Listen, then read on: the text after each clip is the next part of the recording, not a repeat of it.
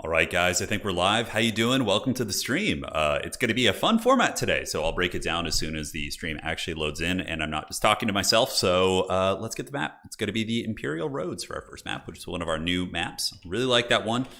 Very fun, very thematic as well. And we are going to be Chaos Dwarves in our first game. So Chaos Dowie is going to be our first faction, and we will see what we're going to be running into. Yes, yes. How you guys doing? Welcome. Yes, Sigmar bless. We will be playing some Empire today. Hey, Garland, how you doing? All right, so just making sure everybody's good on the tournament. Looks like we only had one buy round. Unfortunate. Definitely unfortunate getting the buy round, you know. It is what it is. Okay, so checking here. Checking here. Looks like everybody is on the way. And we should be good. Okay, outstanding, man. Just got to get my opponent here. Let's see if they're here. You're here. If they're not here, then we can just face off against the individual who does have the buy round, or cast another game and just, drop our opponent. So, yeah, you guys caught the start. So today's format is pretty cool. Let me just go ahead and break it down for you guys. So we'll head on over to Total Tavern and show you how the whole format works. Basically, what you do is you declare 4 factions. So there's going to be 4 rounds of Swiss in total. So 4 tournament rounds. You can see the first round is up on the website. All the opponents are lined up to play. But essentially, you declare 4 factions you want to play in order. So, for example, High Elves, Dark Elves, Dwarf, Skaven could be your declaration. And then on map number 1, you play High Elves. Map number 2, you play Itza, or Dark Elves on Itza, Dwarves on Borderlow, and Skaven on Glade of the Everqueen. And then it becomes a standard best-of-3 tournament once we get to the top 4. So it gives you like a chance to practice a couple different factions in a fast format. And yeah, should be good. Should be good.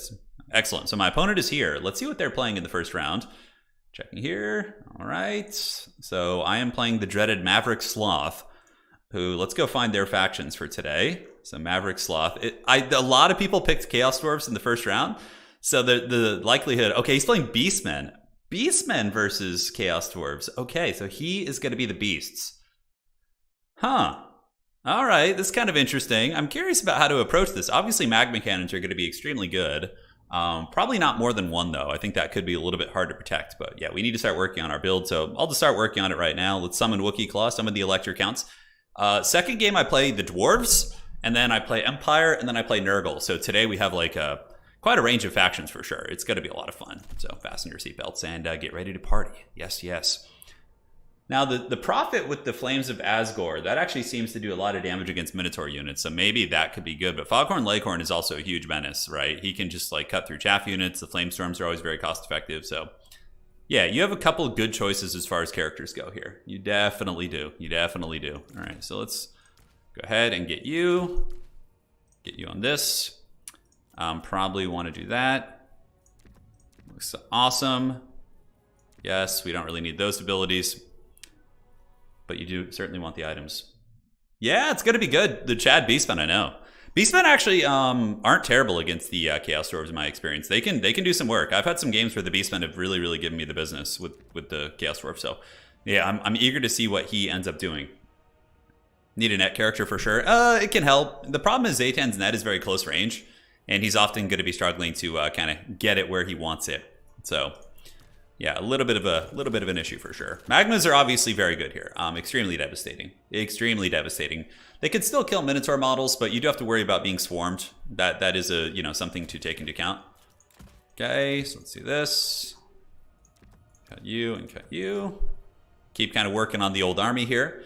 Hey Ruben, thanks for I already thought you remembered, but thank you. Greatly appreciate it. Yeah, so this is a matchup I played a little bit in beta. In the beta, and yeah, we found that the Beastmen do not do badly here. They don't do badly. Yeah, there's bacon, there's Minotaurs, all sorts of scary stuff that can really press you pretty good. I do like the idea of having a couple hobo goblin archers, just to kind of like skirmish with the centaurs and whatnot. And Infernal Guard Fireglaves are obviously pretty good. You probably want bull centaurs with the great weapons. I would say would be like a staple of this match. Now let me look here and see, where are they? I was like looking for my cavalry and chariots. I was like, they've disappeared from us. They're gone forever, like dust in the wind. So Infernal Guard Fireglaves are kind of a cool idea, like a halberd gun just to push up, but they will struggle against like Zerg. Like the Beastmen can really Zerg pretty hard with like terrible infantry.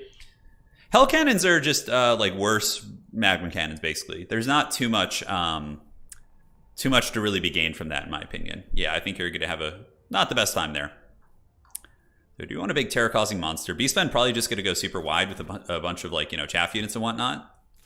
Let's get some orc laborers. So it's labor in time. Yeah. Beastmen pretty good against elite infantry too, so I'm a little bit apprehensive about that. So let's get you, and we can get the Hashid Stark Ravagers, who are just super, super nasty. Hashid Stark Ravagers are a great pick in general. They're very strong. Okay, just checking to make sure that everybody's got their opponents. I'm also adminning the tournament as well. So bear with me if there's a little bit of a delay as I check things out. Hey, Ruben, thank you, man. Thank you, thank you. All right, so I'm trying to bring a good build. I want to show you guys some sweatiness today, so we're going to try and unleash the sweat. We'll see if the sweat can be fully unleashed. Okay, so we got you. As far as infantry goes, Blazing Beards of Basharak certainly aren't a bad choice. The blasting charges are always pretty welcome. Do we want like a Death Freak rocket launcher to shoot at Beastmen SEs? I just feel like the Beastmen SEs aren't like that big of an issue. Like nothing that, you know, our boy Foghorn Leghorn, if we decide to go with him, which we probably will, can't deal with. And yeah, I don't know. The Immortals are pretty cool too, just getting some beast mode Chaos Dwarf infantry.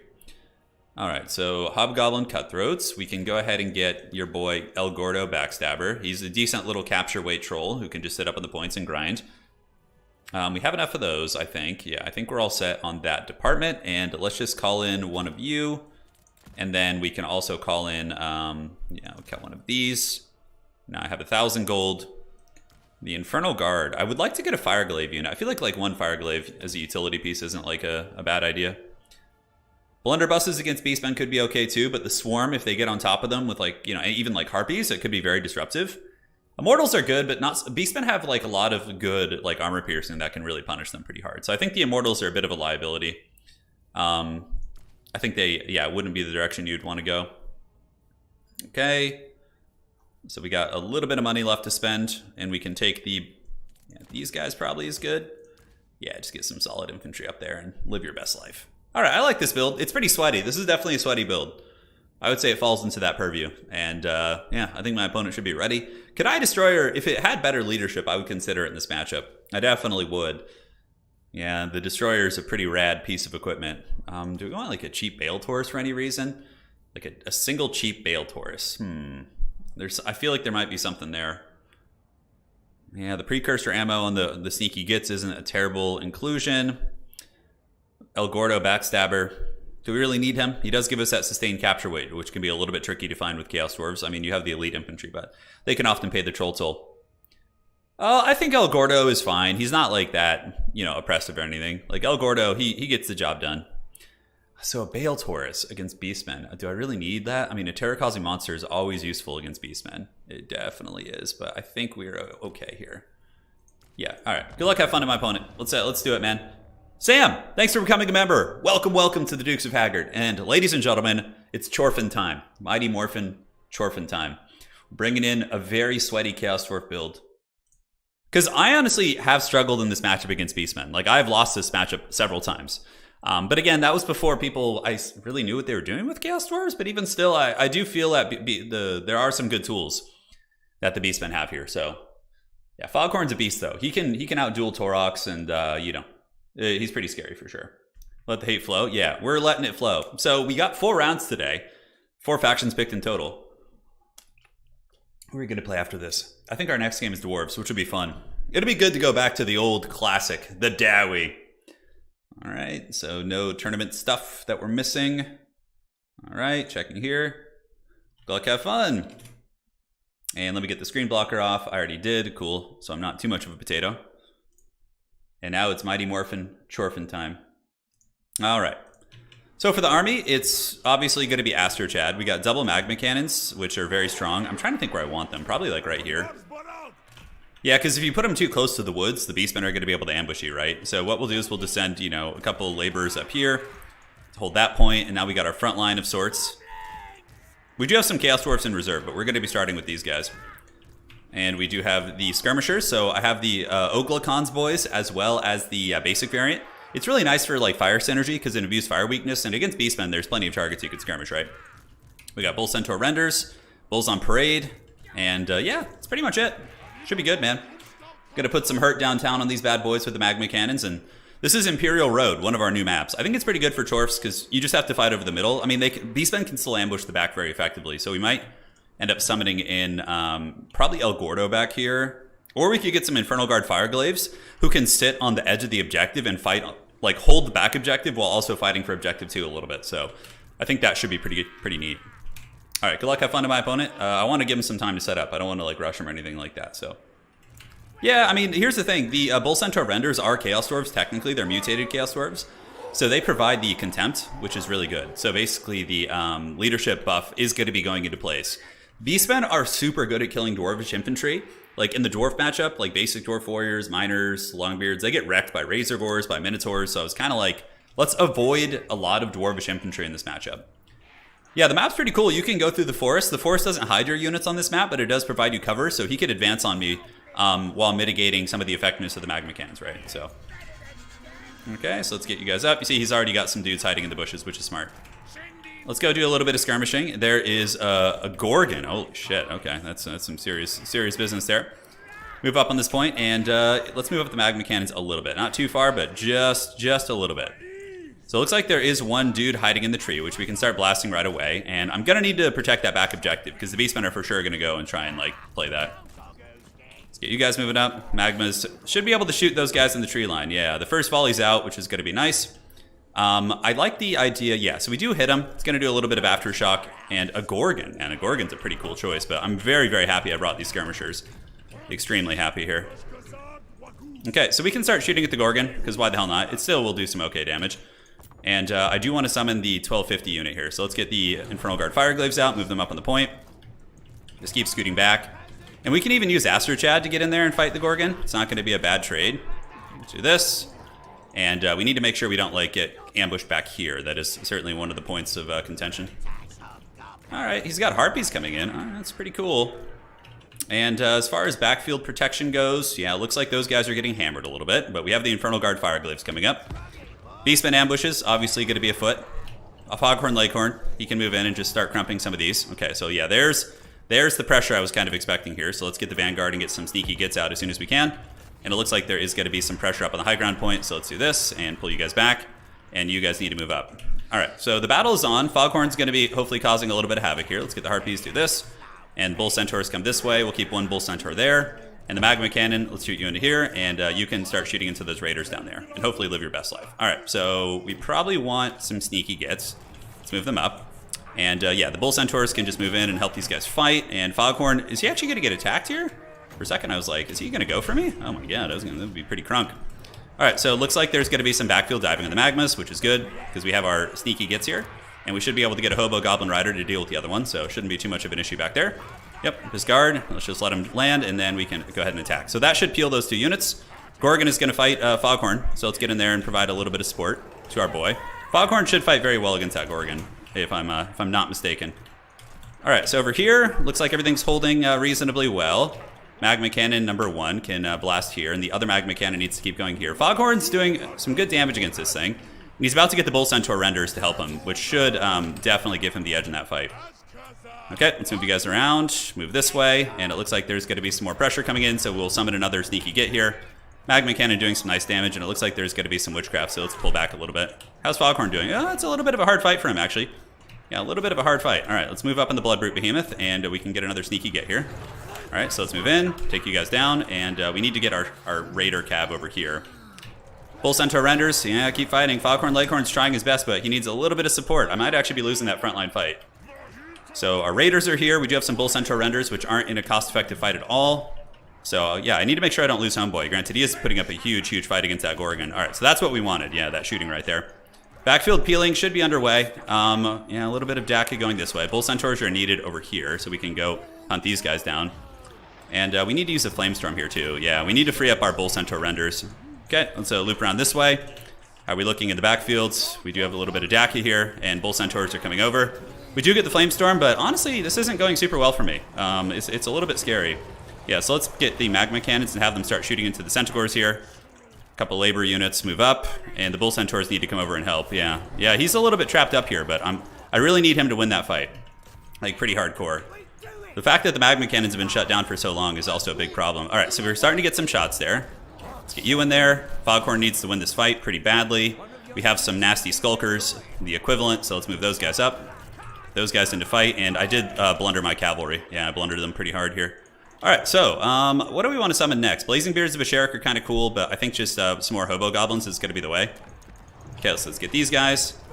Come this way, and how's old Foghorn doing? He's almost got this thing down. Yeah, he's almost got the Bloodbrute Behemoth down, but the value's close, which is really not a good thing for us. Yeah, you see how the beastmen can definitely do some work in this matchup. They definitely can. Okay, so the backfield, it looks like we're just barely stabilizing that, sort of. All right, let's get you guys over here. I need another Flamestorm. It's going to be coming up in a second. Yeah, nice shots there, doing some good AoE damage. And come on, Astrogoth, come on. Let's get you there. Let's get those nasty Skulkers. Rear charge in, and we can also get another one coming up and around, and we should have enough for a Flamestorm in a couple seconds, which is going to be pretty devastating here. As, yes, we do get that. Okay. So we really need to get that. Looks like we finally peeled this off. Let's get some nasty Skulkers moving up. Actually, probably securing our back point is going to be a little bit more prudent. And now we can get the big flank, and this could be where we start to take over. The fact that we did win the Gorgon fight, and we're starting to get some big AoEs on this blob is going to be really nice. All right, so yeah, let's get you guys charging into the pigs here. Nasty Skulkers need to head to our back point here, and now we have both Magma Cannons just teeing off on his army, which you can see a bit of a mass rout. Yeah, and we also got the flanking bonus, which is really good. It's really, really good. The flanking bonus on those guys is quite sweet indeed. All right, so what do we got here? Blazing Beards of Asherik? Sure, let's call them in. Let's blasting charge these guys into the Shadow Realm. You guys keep hunting, and the Gorgon is definitely broken there. Yeah, oh, the MLG shot, baby. All right, so let's come back and defend our Magmas. We have Blazing Beards, so let's go ahead and drop some blasting charges as soon as they land. And for some reason I can't, we'll just move in and fight them. That'll be fine. So we're going to probably take the middle objective right now. Oh my god, is he attacking me here? Looks like he kind of is. Okay, let's get nasty Skulkers moving in.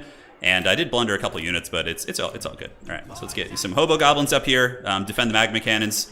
And I think the Sneaky Gets should be able to get that fight there. Okay, let's do that. Get you guys going into battle as well. Yeah, the Magma Cannon's pretty nasty for sure. One of them does get taken offline though, which sucks. It definitely sucks. Okay, let's go ride down these Raiders real quick. We take the middle objective. The Beastmen are looking like we may have broken them in that fight. We may have broken them. Yeah, Foghorn is the kind of character that you typically just want to ignore. He's not someone that you actually want to go after, in my experience. Okay, so we got you guys. As far as more summons go, we can summon some Orc Laborers. Move them up towards the middle, and we are going to flip that middle objective right now. We still do have one Magma Cannon, so let's see if we can start ripping some shots here. Okay, so let's pull back, and how are we looking on the side? It looks like we did well there. So it's still a close, pretty reasonably close game, so I gotta be careful that I don't throw this somehow. Okay, pull you guys around. Let's go ahead and drop a Flamestorm right there, see if we can get him. Just dodge some of the throwing axes, do a little bit of juking. Okay, come on, give it to us. Yeah, okay, not bad, not bad. Let's Orc Laborers come up. That'll give us a lot of capture weight, and we'll get you as well. Let's pull Foghorn back and be a little bit conservative with him. We can keep one Orc Labor unit to just kind of try and bash these guys, and it looks like his Centaurs did win that fight there. We could call in El Gordo, too, if we need to. Okay, let's get this one Magma Cannon back, start shooting at you guys. Magma Cannon shoots downtown. He is holding on to the objectives, but we're about to get the Blazing Beards of Asherik. Let's go threaten his back objective too. Uh-oh, Traderkin's going down. I might want to unsummon Foghorn, honestly. Like, with him dying, I don't need to be taking a leadership penalty on my armies here. So as soon as he gets safe, we'll drop the Unsummon of Doom. Okay, so those guys got blasted into the Shadow Realm. Let's get you guys up. It looks like the Magma Cannons could be compromised. We're going to unsummon Foghorn now. And I could call in the Oglacons, boys. I'm thinking of saving up for a Bull Centaur render, though.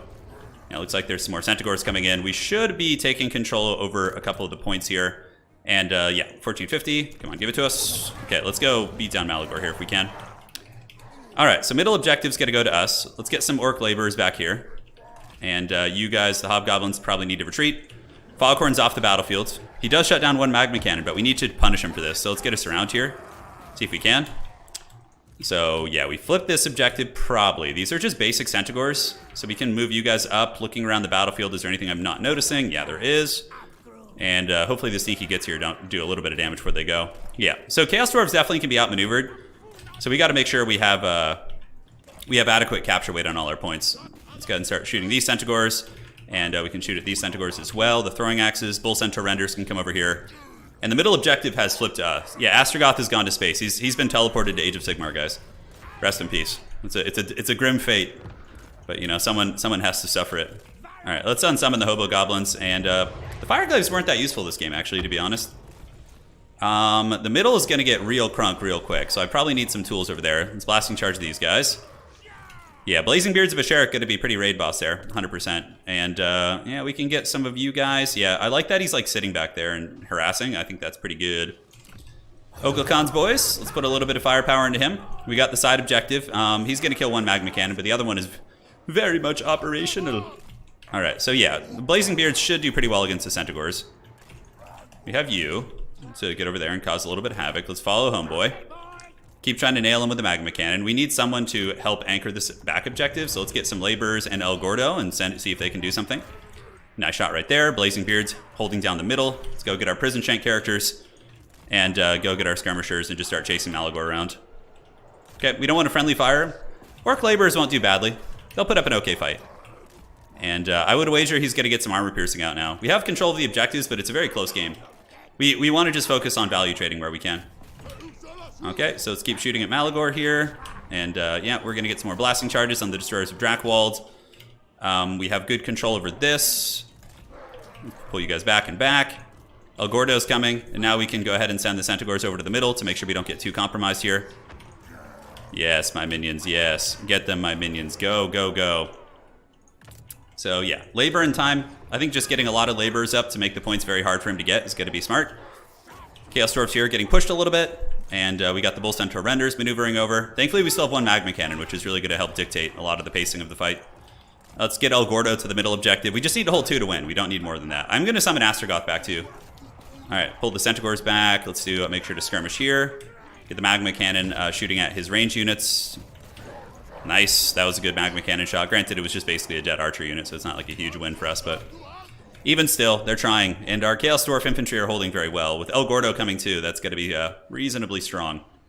So I could summon out some elites, but I think summoning Astragoth out, he still has enough for at least 1 vortex, right? So that's going to be very, very nice. All right, so how are we shooting here? That's fine, that's fine. Let's go ahead and just charge in there if we can. Come in, do a little bit of poke here. And I could summon out some like Fires Horn to get like guarantee we have that back objective. Yeah, that's really good poking what he's doing here. We need to get the Magma Cannon to finish that guy off.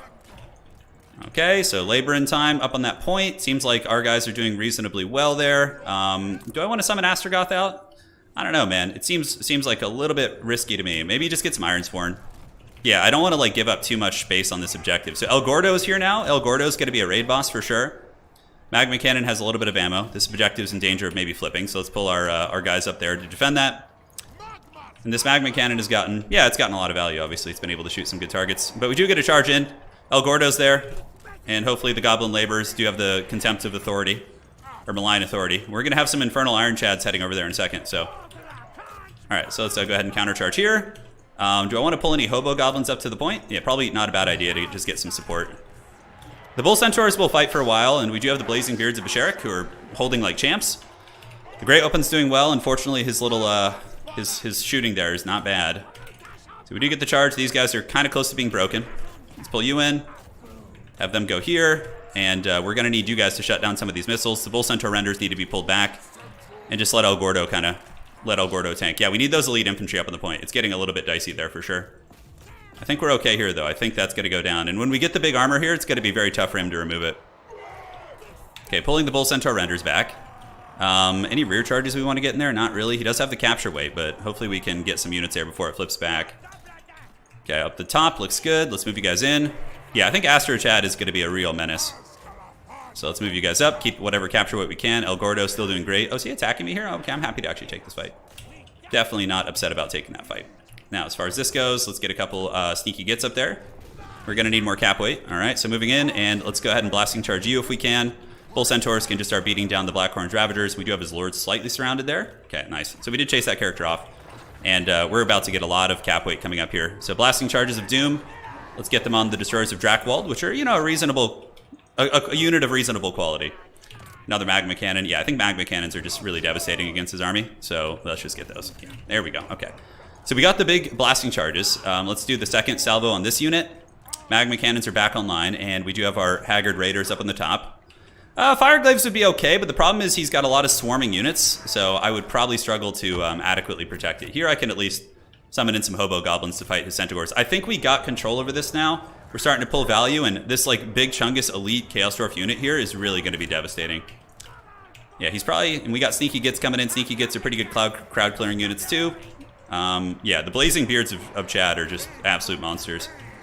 So we get into his archers, and a magma cannon shot's going to nail them right in the face. I would wager he's going to maybe make a play for the back objective, so I should preemptively stack that with some crappy units to make it hard to get rid of them.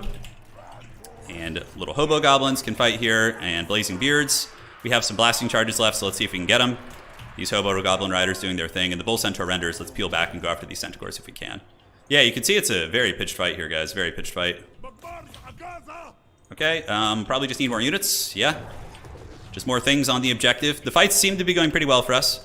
He does have some minos. Ooh, the Butchers of Kalkengard. That's actually pretty scary coming in. Wow, okay. The Blazing Beards are definitely not going to have a good time with the Butchers. So, yeah, we want a magma cannon, obviously, whatever infantry we can.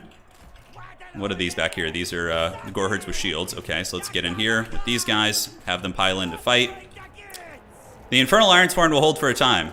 They will hold for a time, but I don't know if it's going to be enough. We're getting pretty good on points here, and he's obviously going to try and dive the backfield, but we stand ready for it. So we do have some. I was expecting that, so we saved a little bit for those creatures there.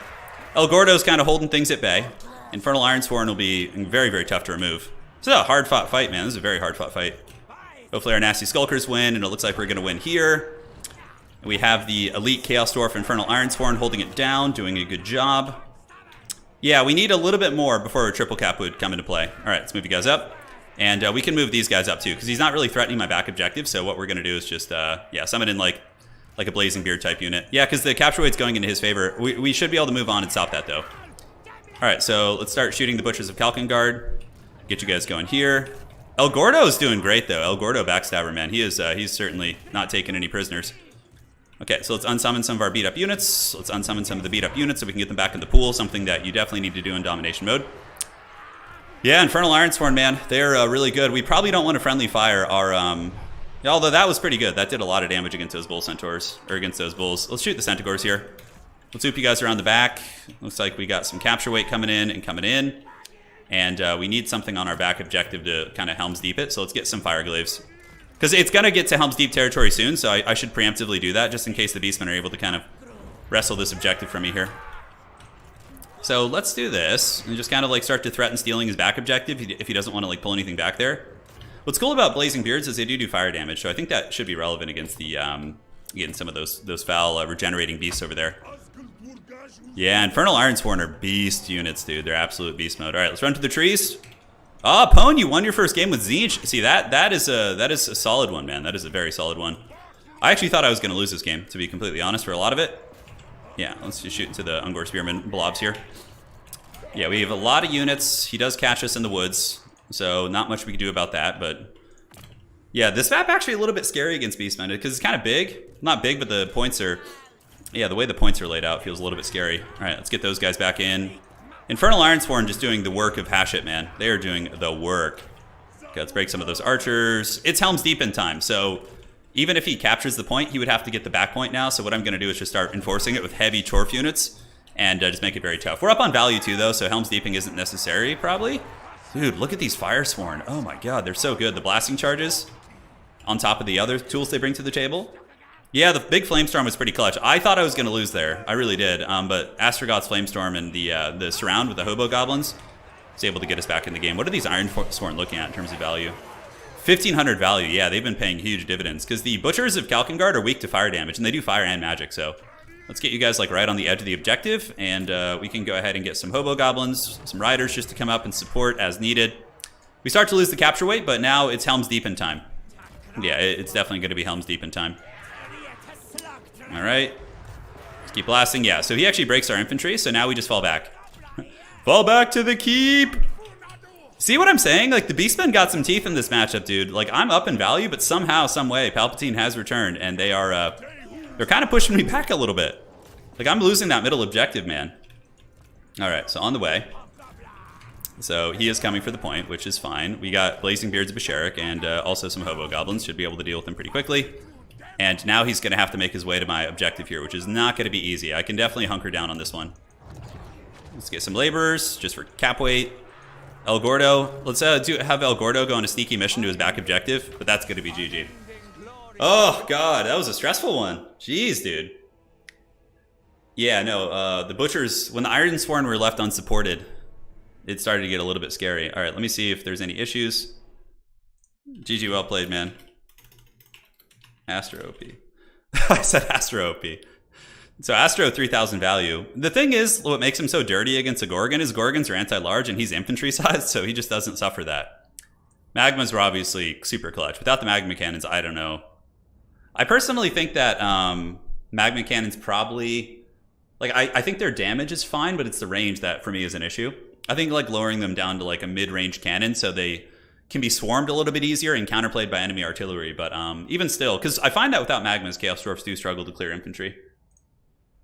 Maybe if they like buffed some of the other units. Time for me to crush Turin. Oh god, do I have to battle Professor Pone? The Dark Lord himself?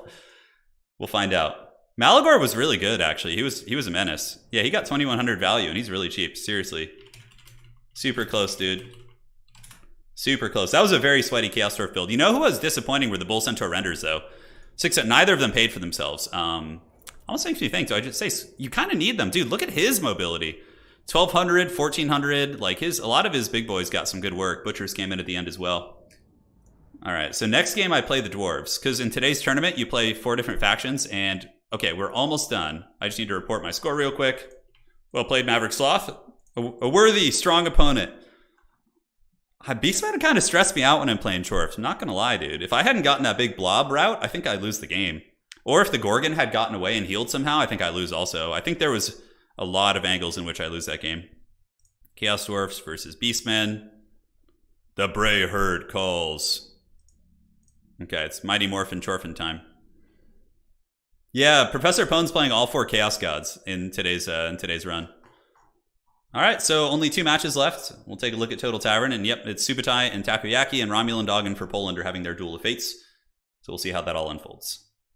Yeah, so next we have the regular OG Dowie, which is going to be a lot of fun. Yeah. Yeah, that's great. Okay, perfect. Thank you guys for joining today. We got 2 new channel members. Welcome to the Dukes of Haggard, my friends. Appreciate you guys. And next up we have the Dowie. How did our reinforcements do? I actually really like I was kind of like on the fence about the Hobgoblin sneaky gets, but they have good infantry clearing power, and they also have Vanguard deployment, which is really nice for getting up to a point quickly. Like, the Chaos Dwarf infantry take like 10 years to get to a point. Infernal Ironsworn were great, though. They paid for themselves and a little bit more, too. Blazing Beards of Asherik were also very awesome. Their blasting charges were very impactful. Pone doing all 4 Chaos Gods? Yeah, he is. All right, so we're on the regular dwarves, and I believe map 2 is going to be Itza. Let's go ahead and see. Yeah, it says, so what's cool about this tournament is you know what the maps are beforehand, so you pick your 4 factions based on the maps, right? So you're kind of like, oh, I think I'm comfortable with dwarves on this map. I think Chaos Dwarves are good on this map, et cetera, et cetera. So it's kind of a cool tactic how you can game it that way. Pone, you took down the ogres with Tzeentch. How'd you do it? What'd you do? You spam halberds? Do you use some Chosen with halberds? Use Village? I'm actually curious. I guess, you know what? Tzeentch doesn't have bad tools against ogres. They have armored halberds, they have screamers, they have like pinks and blues, all of which can shoot and melt ogre units. I can see that, actually, Pone. Is that the dreaded counter? The secret forbidden tech of old? All right, what's it going to be? All right. So taking a look. Looks like we're almost done. Just checking to see how the rounds are going. Why do you think death globes are used less? Because the damage over time effect is really good on the it's really good on the poison ones. You sent me the replay? Hell yeah, dude! I'll definitely cast that. Yeah, so Sam, I think that poison winds are better because they're cheaper, a lot cheaper. So let's just take a look at this and answer your question real quick. We have a little bit of time, probably like another 3 minutes before we start the next round, I would wager. Everyone finished pretty quickly today, so shout out to all the players. So yeah, globes cost 900, right? And they do a lot of damage, but these things only cost 650, and they pretty much do, in my experience, they do the same amount of damage. Like, their initial impact isn't as hard, but the damage over time effect is really good. And the thing is, the collateral damage potential on the Poison Wind Globadiers is insane. If even one globe hits like a nearby unit, it also does the damage over time effect on the poison, which is super, super strong. Yeah, super strong. The Kadai are pretty bad, but there's going to be a patch sometime soon, I would imagine. There is always a patch like a month to a month and a half after the new DLCs where they like balance things and fix the things that don't work or bugged units or weak units.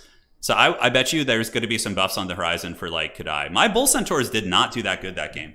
They certainly didn't carry me. It was Astragoth and the Magmas and the the Fireglaves also weren't very good. Like they kind of my concern. If he had gone Minotaur Rush, the Fireglaves would have been great, but he just went mass infantry, so the Fireglaves just kind of got tar pitted and killed with magic. The Kadai Fireborn aren't terrible. I've had games where they paid for themselves, but compared to like a Bull Centaur, they just feel lackluster. I guess if you're going with like a Demon Smith character, they can do well for you, but yeah, because you can heal them at least. Yeah, feels a little bit tough. It's refreshing. So it's just Romulan Dog and for Poland duking it out. Let's see what the match is looking like there. Looks like they're still playing. So we started at, what time? 1 o'clock. So they have another 7 minutes before the round's over. Yeah, so we got a lot of players winning in the first round. Yeah, we'll see how today goes. I love these tournaments, man. They're so much fun. Thank you for the replay, Pone. Greatly appreciate it, my friend. Just bring mass blunderbusses. They're good, but they're also very expensive. They cost 900, almost 1,000 gold, and you can shut them down. But yeah, if you have someone like Anticity who's really good at positioning guns and overlapping fire, I think blunderbusses will have a little bit of relevance at some point. Against beastmen, they would have been terrible. Like Ungor Raiders poking them and then like just being swarmed by shitty Ungor units, like they would have just died and it wouldn't have been good at all. There actually are some matchups where the Dreadquake Mortar can be feasible. I think the beastmen could potentially be one, but the magma cannons are just so much more consistent. I don't know my opponent's faction yet because we haven't advanced to the next round. So if you take a look here, let me show you guys. All right. So if you head to the tournament, you can see here, like these are all the rounds that are done in the first round. We're waiting on the last round right now. So Romulan Dog and for Poland. You can see the players who've won. So you can head to Total Tavern and check all this out for yourselves. We got some cool development news for the website as well. So we're updating the Swiss tournaments next week. So they will automatically do the tiebreakers for us, which is cool. So the dev is working on that. But after that, we're going to be adding a land battle leaderboard and a land battle season. So we're going to have a separate leaderboard, which will cover land battles. So folks can host land battles and have seasons and records and stats for all that for anybody who's a land battle enjoyer. Number two, what we're going to do after that is I'm going to add a section called build guides, where players who are registered on the website, you can see all these players here, they can upload their builds, and then it'll be like a mini forum where you can like share builds and give commentary on them and like all kinds of stuff like that. So that's going to be like the next thing on the development cycle. Yeah, should be a lot of fun. Should be a lot of fun. Mighty Morphin Chorphin time. All right, looks like everybody's done. So let me go ahead and get this all set up and we will advance to the next round here. Is Tretch having... Yeah, Tretch isn't the worst. I mean, he's pretty bad, but you can use him if you just don't want your Lord to die. He might become more viable once they eventually fix the Lord unsummoning cheese. Maybe as like a cheap unsummon Lord or just something that you just don't want to die but has some capture weight. Yeah, so that'll be fun. All right, so let's go ahead and advance to the Swiss League. Here we go. All right, let's do it. And round two. All right, so let's get this party started. We get our opponent here. And yeah, have some fun. We got a very strong opponent. A worthy foe. Okay, so we are on the dwarves. And let's hope it's not Skaven. Let's hope it's not Skaven. Yeah, it'll be like a rate my build type thing. Yeah, it'll be a rate my build type thing. So next round is live. So for anybody in the tournament, the next round is now live. Next round is live. It's live. Good luck, have fun. Get those games in, folks. No messing around. Let's see what my opponent's declared faction is. So it is going to be, oh my god, it's a dwarven mirror match. Dear God in heaven. Oh god, no. No, god, no. What are the odds? The odds are so slim. All right, guys, we got a dwarf mirror match coming in hot here. I hope you're ready for this. I don't even know what to really do here, to be honest. Yeah, I'm trying to think the way to do it. Fun choices. Fun choices. I got to try something like super far out of left field. Yeah, 2v2 tournaments. Yeah, you guys think it's all fun. I wish it was Chaos Dwarves. I should just be like, you can play Chaos Dwarves if you want. Oh god, the suffering. No, why do you guys want this? Why? Why are you guys excited? This is not a good thing. This is horrible. Yeah, I don't know. This will take time. Yeah, it certainly will. Certainly is going to take some time. Yeah, this is a grudge match of grudge matches. I have quite the build though, I can assure you. I got some fun schemes in the works here. Okay. Outstanding. And then we can get you as well. Yeah. Do I like pies? Yeah, I do. One of my favorite things is going to diners and having pies and whatnot. Oh my god. The dwarf mirror match. It's time, dude. Just let the suffering begin. Just end me, dude. Just end me. Yeah, you know, hey, worst case scenario, a dwarf gets a win here. So it's yeah, it's not the, you know, the absolute worst outcome you could think of.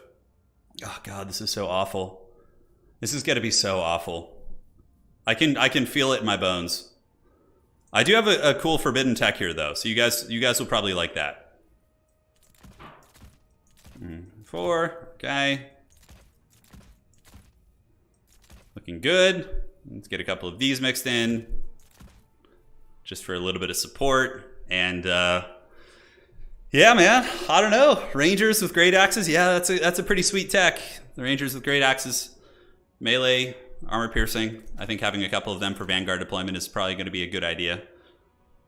Hey, I got an ogre mirror on your side. Yeah. Yeah, you got an ogre mirror, Hadries? I think the ogre mirror is maybe more interesting than this. I could be wrong. But yeah, this is basically just going to be pure suffering. This is going to be so boring. I'm kind of excited for it. I'll try and make it interesting for you guys. I definitely will. Yeah, I'll try and make it interesting. I almost wonder about like a giant slayer for like fast capture speed to get to a point quickly in a pinch. I don't know. It feels a little bit janky if you ask me. Okay, so let's do that. Yeah, I don't hate this build so far. I don't hate it. Obviously, you need to bring all great weapons, or else you're going to be suffering. I think my build's like more or less ready. I think it's ready to go. Looking at abilities here. Do you want that? No, I don't think so. I think we're all good in the neighborhood. So let's change our banner.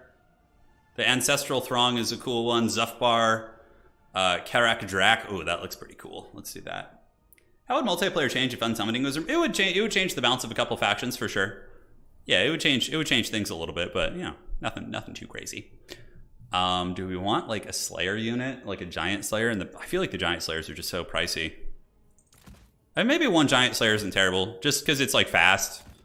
You know, the dwarves don't have a ton of speed, so having a little something like that could be relevant. And we can also get you and you.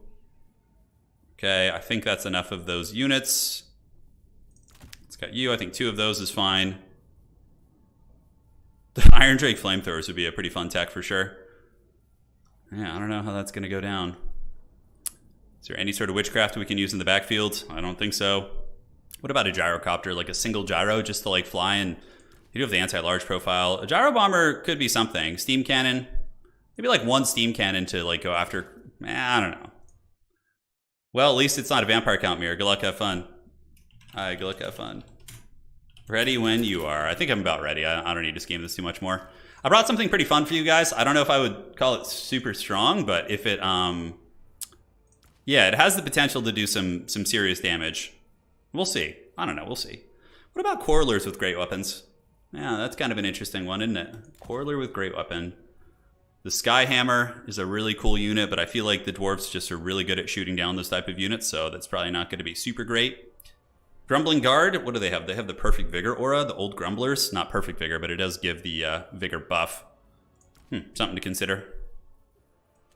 Let's get you, and then get just the basic Dwarf Warrior maybe. Rangers out of Vanguard. Rangers probably not super good here, just like basic Bow Rangers. Yeah. I do like the blasting charges are just always going to be good in this matchup. They're always going to be good here. All right. I'm about ready. Let the suffering begin. Just end me, bro. Just put me out of my misery. Just no more. I'm done. I hope they just both do a box and the match goes full duration. Dude, no. Why would you wish that on me, dude? I thought we were friends. You really want that to happen? So next round, our next round faction is going to be Empires. We have the Sons of Sigmar in the next round, and then we end the tournament with Suffering. It goes to Nurgle. Nurgle is definitely still a bad faction, despite some of the buffs. So, yeah, especially since, I don't know if you guys know about Nurglings being bugged right now, but their attack damage is bugged, so Nurglings basically do no damage in melee, so that's also a bit of an unfortunate thing. Okay, my opponent switching back and forth. Scheming. All right, what's it going to be? What is it going to be? You think it's going to be a big rush? I don't know. Could be some sort of rush. Yeah, Corlers could be good. Thunder is probably a little bit more of an optimal choice, but line of sight is, of course, an issue. So it begins, the great battle of our time. Shafi saying we are friends. Just trying to make the best. Okay, guys, I brought a serious build. You guys are going to love it. It is the most dreaded Dwarven mirror match build I think I've ever brought. Prepare yourselves for the dreaded triple organ gun. Oh, 3 organ guns. 3 of them, dude. 3. Not just 1, but 3. I figure you got to go big or go home, you know. And if my opponent doesn't have like an answer for them, they could be devastating. I don't really know. But we'll try it out. We will try it out. Dwarves aren't very good at like getting into the backfield. Could go with cannons. Cannons in the dwarf matchup would be kind of weird though. But yeah, even still, I suppose you could. And the blocker's still up. No, we're good. We're good. What would you do for Nurgle? I don't know. I'd have to take a look. If I really wanted to give a... Yeah, no, triple organ gun. Come on. On this map, organ guns basically start in range, so it's like, it's a great one. They could like theoretically be like... Organ guns are like what magma cannons should be, more or less. Like in terms of range. You're in love? I know, we could lose because of it. I don't think it's like the most steady build. My opponent's a very good player, but yeah, it might catch them off guard. It might. I figure in like a mirror match like this, you have to go like super crazy, you know? Just like mix it up. Yeah. Yeah, there you go. There you go. Makes sense with dwarves being so slow and they can't. Yeah, but you know, cannons, bolt throwers are all very good answers. But I'd be surprised to see bolt throwers. That'd be very strange. I'd be very surprised. I brought Gotrek and Felix. You know, Thoric is the meta pick. So my opponent probably going to be having like a Dwarven 20 stack with Thoric or something, I would wager. That's like how you would really consistently do well in this matchup, is just go super wide with Thoric. But yeah, the Hellblaster volley gun from the other tournament was pretty good. I really enjoyed that one. Flame cannons could be okay here, but like they really will get wrecked by anti-artillery from the dwarves. All right, so army size, oh, not that much bigger than myself. So we got dwarf warriors. Dwarf warriors. They're so cool. All right, so we'll do this. Send you over to the side point here. We have our characters. So we have Felix and Grombrindle. I was like, oh, you know, that seems kind of like a hard to deal with mats, right? Just a little bit. Okay, so let's get you guys in group 3. Lock the positions, and we'll relocate them in the beginning. We have the Thunders in the back. And we're going to leave like one Dwarf Warrior back here to like protect the cannons and stuff. So go look, have fun to my opponent. Let's do it. And we're going to move the Organ Guns over a little bit so they're not so close to the tree line. We're just going to play the 2 middle objectives, you know, until the top looks vulnerable. And yeah, go that way. I actually like the combo of these 2 characters. Like, I feel like they could grind through a lot. Vengeance! I really wish it had been Chaos Dwarves, though. I know it's not good for dwarves, but I would have liked to have had a thematic battle in that regard. Okay, so let's see how this looks. So let's get those organ guns blasting. All right, I don't know how good they are, but let's find out. So obviously a much bigger army for my opponent. Let's get you guys here. We should probably keep a couple like deep set like dwarf warriors in case they're not going to be able to slip past us. All right, so that is just an unholy doom stack of dwarves, which is what I expected. But we'll see if the organ guns can get the job done here. Oh, a little bit of nastiness. Okay, the fire is starting to go, which is good. Let's get some longbeards moving up. Let's get you guys on the point. Point and point. Just farm as much value as we possibly can. Okay, he's got goblobbers. But, I mean, we're getting a lot of damage into this army, for sure. Are these Dwarf Warriors? Dwarf Warriors, Dwarf Warriors. So it's all just chaff units, basically. We have the Character Goon Squad. Yeah, the Organ Guns are doing pretty good. We're getting some nice value, but so too are they. They're getting good value as well. But yeah, we're wearing them down. Okay. So points are there. Let's go ahead and just take a freebie up here. If they're not going to contest the high ground point, we need to go after it with something. And let's get this gun up on the hill. We can start shooting. And yeah, we're probably going to lose one. We'll lose one of the organ guns, but yeah, we're singing on them. We're getting some work done. It looks like they're going to pull back initially, which I'm more than happy to accommodate here. Because if we just get the 3 points out of the gates, I'm super happy about that. All right, let's move forward with our characters. They don't really have anything to stop us. And we can also get some more guns moving up. So it doesn't look like there's going to be any attempt whatsoever to compromise my backfield up close. So yeah, let's just push up and take the objectives and, you know, try and win that way. I think it's I think it's good for us if the Okay, so one organ gun is in trouble, but we could always just unsummon it and go after the dwarf warrior great weapons here. Let's get our characters getting in there. And now we got quite a bit of stopping power up on this point. So let's get some blasting charges as well. We're going to get all 3 points right away, which is huge, actually. That's really big. Because then the burden's on them to move up and, you know, and get them back. And dwarves have insane leadership also. Oh, yeah. Oh, yeah, look at these guys. Oh, he just blasting charged his own dudes, I think. Dude, Gotrek and excuse me, the new power couple there. Man, not doing bad at all. All right, let's move up. Get some blasting charges moving up. Organ gun still singing away. Shooting to these guys, and yeah, we have some good work here, guys. We have some good work. We might actually be able to compromise all those gun positions. We might be able to if we just grab like our 2 characters and go back there. So we could just butcher through these guys real quick.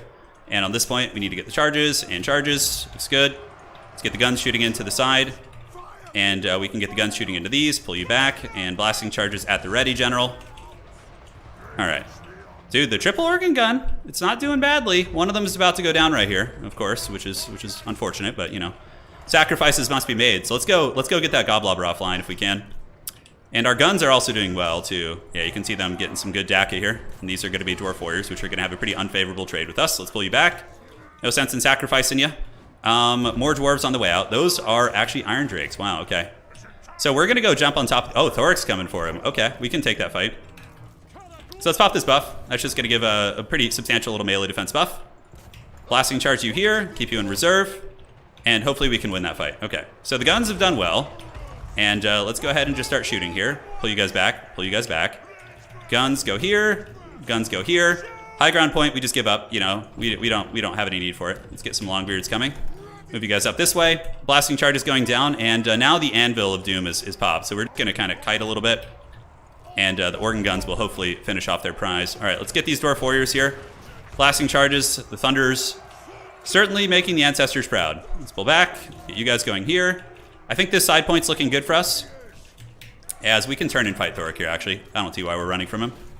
Okay, so those are some rangers with great weapons, so let's get them if we can. How are we looking here in the middle? Yeah, the guns are doing some really good work against those iron drakes. Let's move in there. Unfortunately, the iron drakes are going to be able to shoot now. High ground objective is owned by the opponent, so let's get some of these rangers creeping up and go start to play that again if we can. And we are beating down the enemy dwarf lord, I think, yeah. This point's looking good for us. I think we just win that one, so we don't need to worry about it too much. The guns, definitely pounding, but it's getting a little bit messy now. So let's get into melee here if we can, and you guys can move up into melee. Got some more dwarves moving in. Let's go jump on them. And oh, looks like there are some sneaky rangers with great weapons here too. All right, so let's just sit back then. We don't need to get too crazy there. All right, as far as this fight goes, it looks like it's going in our favor. Thoric is definitely getting smashed. He doesn't want any piece of Grombrindle and Felix. The middle could flip though. It could flip. Although we do get some miners on there. We got some great weapons here as well. Dude, the organ guns are badass, dude. They are doing great. All right, let's get these rangers. Have you guys intercept here. Get the throwing weapons on the side. And we can once again just take some blasting charges over this way and do this. Pull you guys back. How are the guns looking? Yes, the hours of suffering with dwarves in Warhammer 2 is paying off. I know the suffering matchup. Okay, so let's just keep chilling. Dude, the Felix combo is really good. Like, we are just being super disruptive. Okay, our organ guns are officially offline, but we're up on value. I feel like we're in a really, really good position right now. Yeah, throwing weapons there, doing good. Let's unsummon here, because we're going to have to start getting some of the goodies. Longbeards with great weapons. Organ gun. Yeah, still just keep going. Keep chasing our boy. And is there any artillery back here with actual... Yeah, let's get you guys to just go fight here. Okay, this fight's looking good. I think we win this one. Maybe just get you guys in there to help out. And how's the middle looking? Looks like we broke them there. So let's get you guys moving in. And blasting charges to the gods. Yes. And yes. You guys collapse downward. You guys get on the point. I can't really afford to lose the middle point. I really don't want to. So we're just going to try and intercept this force while the organ gun continues shooting into these advancing units. Over here, I think we have a pretty good victory. I don't think we're in any danger here. So let's pull in some more guns up the middle, I think is going to be fine. We could resummon the organ guns too. It's definitely a viable option. All right, so we're holding on. He does have that big like map-wide buff for like attack, which is kind of scary. See if we could like wrestle this high ground objective somehow. I don't know if that's going to be an easy one, but yeah, he does reach our organ gun, which sucks, but nothing we can do about that. Dude, Gotrek and Felix, I have to say, these guys are just the dream team back here. How are we looking here? It looks like a healthy unit. Yeah, we might need to reinforce this one with some chaff if we have any. Have anything we can send over there? We have a Dwarven Warrior in a couple seconds. All right, so let's get them and get the Dwarf Warriors heading up to that point. Okay, so we saved our organ gun. We've resecured the middle. Let's get our throwing weapons at the ready. Let's go here. Let's go here. Try and keep them back. This point's looking a little bit dicey. And is there anything we want to unsummon? I mean, we have a lot on the battlefield. I was really hoping to settle some grudges against like the Chaos Dwarves today when I picked dwarves in this. I was like, yeah, it'll be fun to like try that out, but I just honestly think they can't really deal with Gotrek and Felix too. Gotrek and Felix are just going Super Saiyan here. All right, so let's blast those. We got guns coming up, so let's start blasting these Iron Drakes before they can really do anything. Longbeards here, and yes, more infantry coming here. Going to be giving us some good capture weight. What can I possibly send over there? Okay, we have a 650 Ranger, which we can call out in just a second. Ah, those damn miners coming back again. All right, let's move this, get the unsummon going. Guns from downtown doing some nice work. Gotrek and Felix can probably just anchor on the objectives now. There's some serious capture weight heading over there, so we need to respond in kind. So we should be able to stabilize that. Gotrek and Felix just kind of cleaving through anything that advances. This fight looking a little bit poor for us. That was an unfortunate one. All right, let's unsummon you guys in the back. And yeah, now we're gonna lose this objective if we don't get some units here fast, which I think we'll be there in time. A little bit hard to say. Middle's looking pretty secure. Let's rotate you over this way. Gun units. Oh yeah, dude, look at those thunders. Oh, that's the stuff right there. That sure is the stuff. Thoric is running to the high ground. We should be able to intercept you. Yeah, cap weight might flip here, but I think our dwarves will make it in time. Yeah, I think we're gonna get there. Outstanding. Gotrek and Felix can hold down the center, so we don't really need to reinforce that anymore. Let's unsummon you guys. And we can unsummon you guys. Although, no, actually, let's just have you shoot these guys. That's gonna be better. All right, so we get the cap weight. Let's do this. Let's jump on top of those miners here. Pull you guys back because we don't want to get nailed. And now we can pull in some, do we want another organ gun? I think just more longbeards, just play it safe. Organ gun won't necessarily like change the dynamic of the battle, right? Middle is just not looking good at all for our opponent. Yeah, so things are being unsummoned. Thunders are chilling. And we want to keep these longbeards here probably. High ground is in their clutches.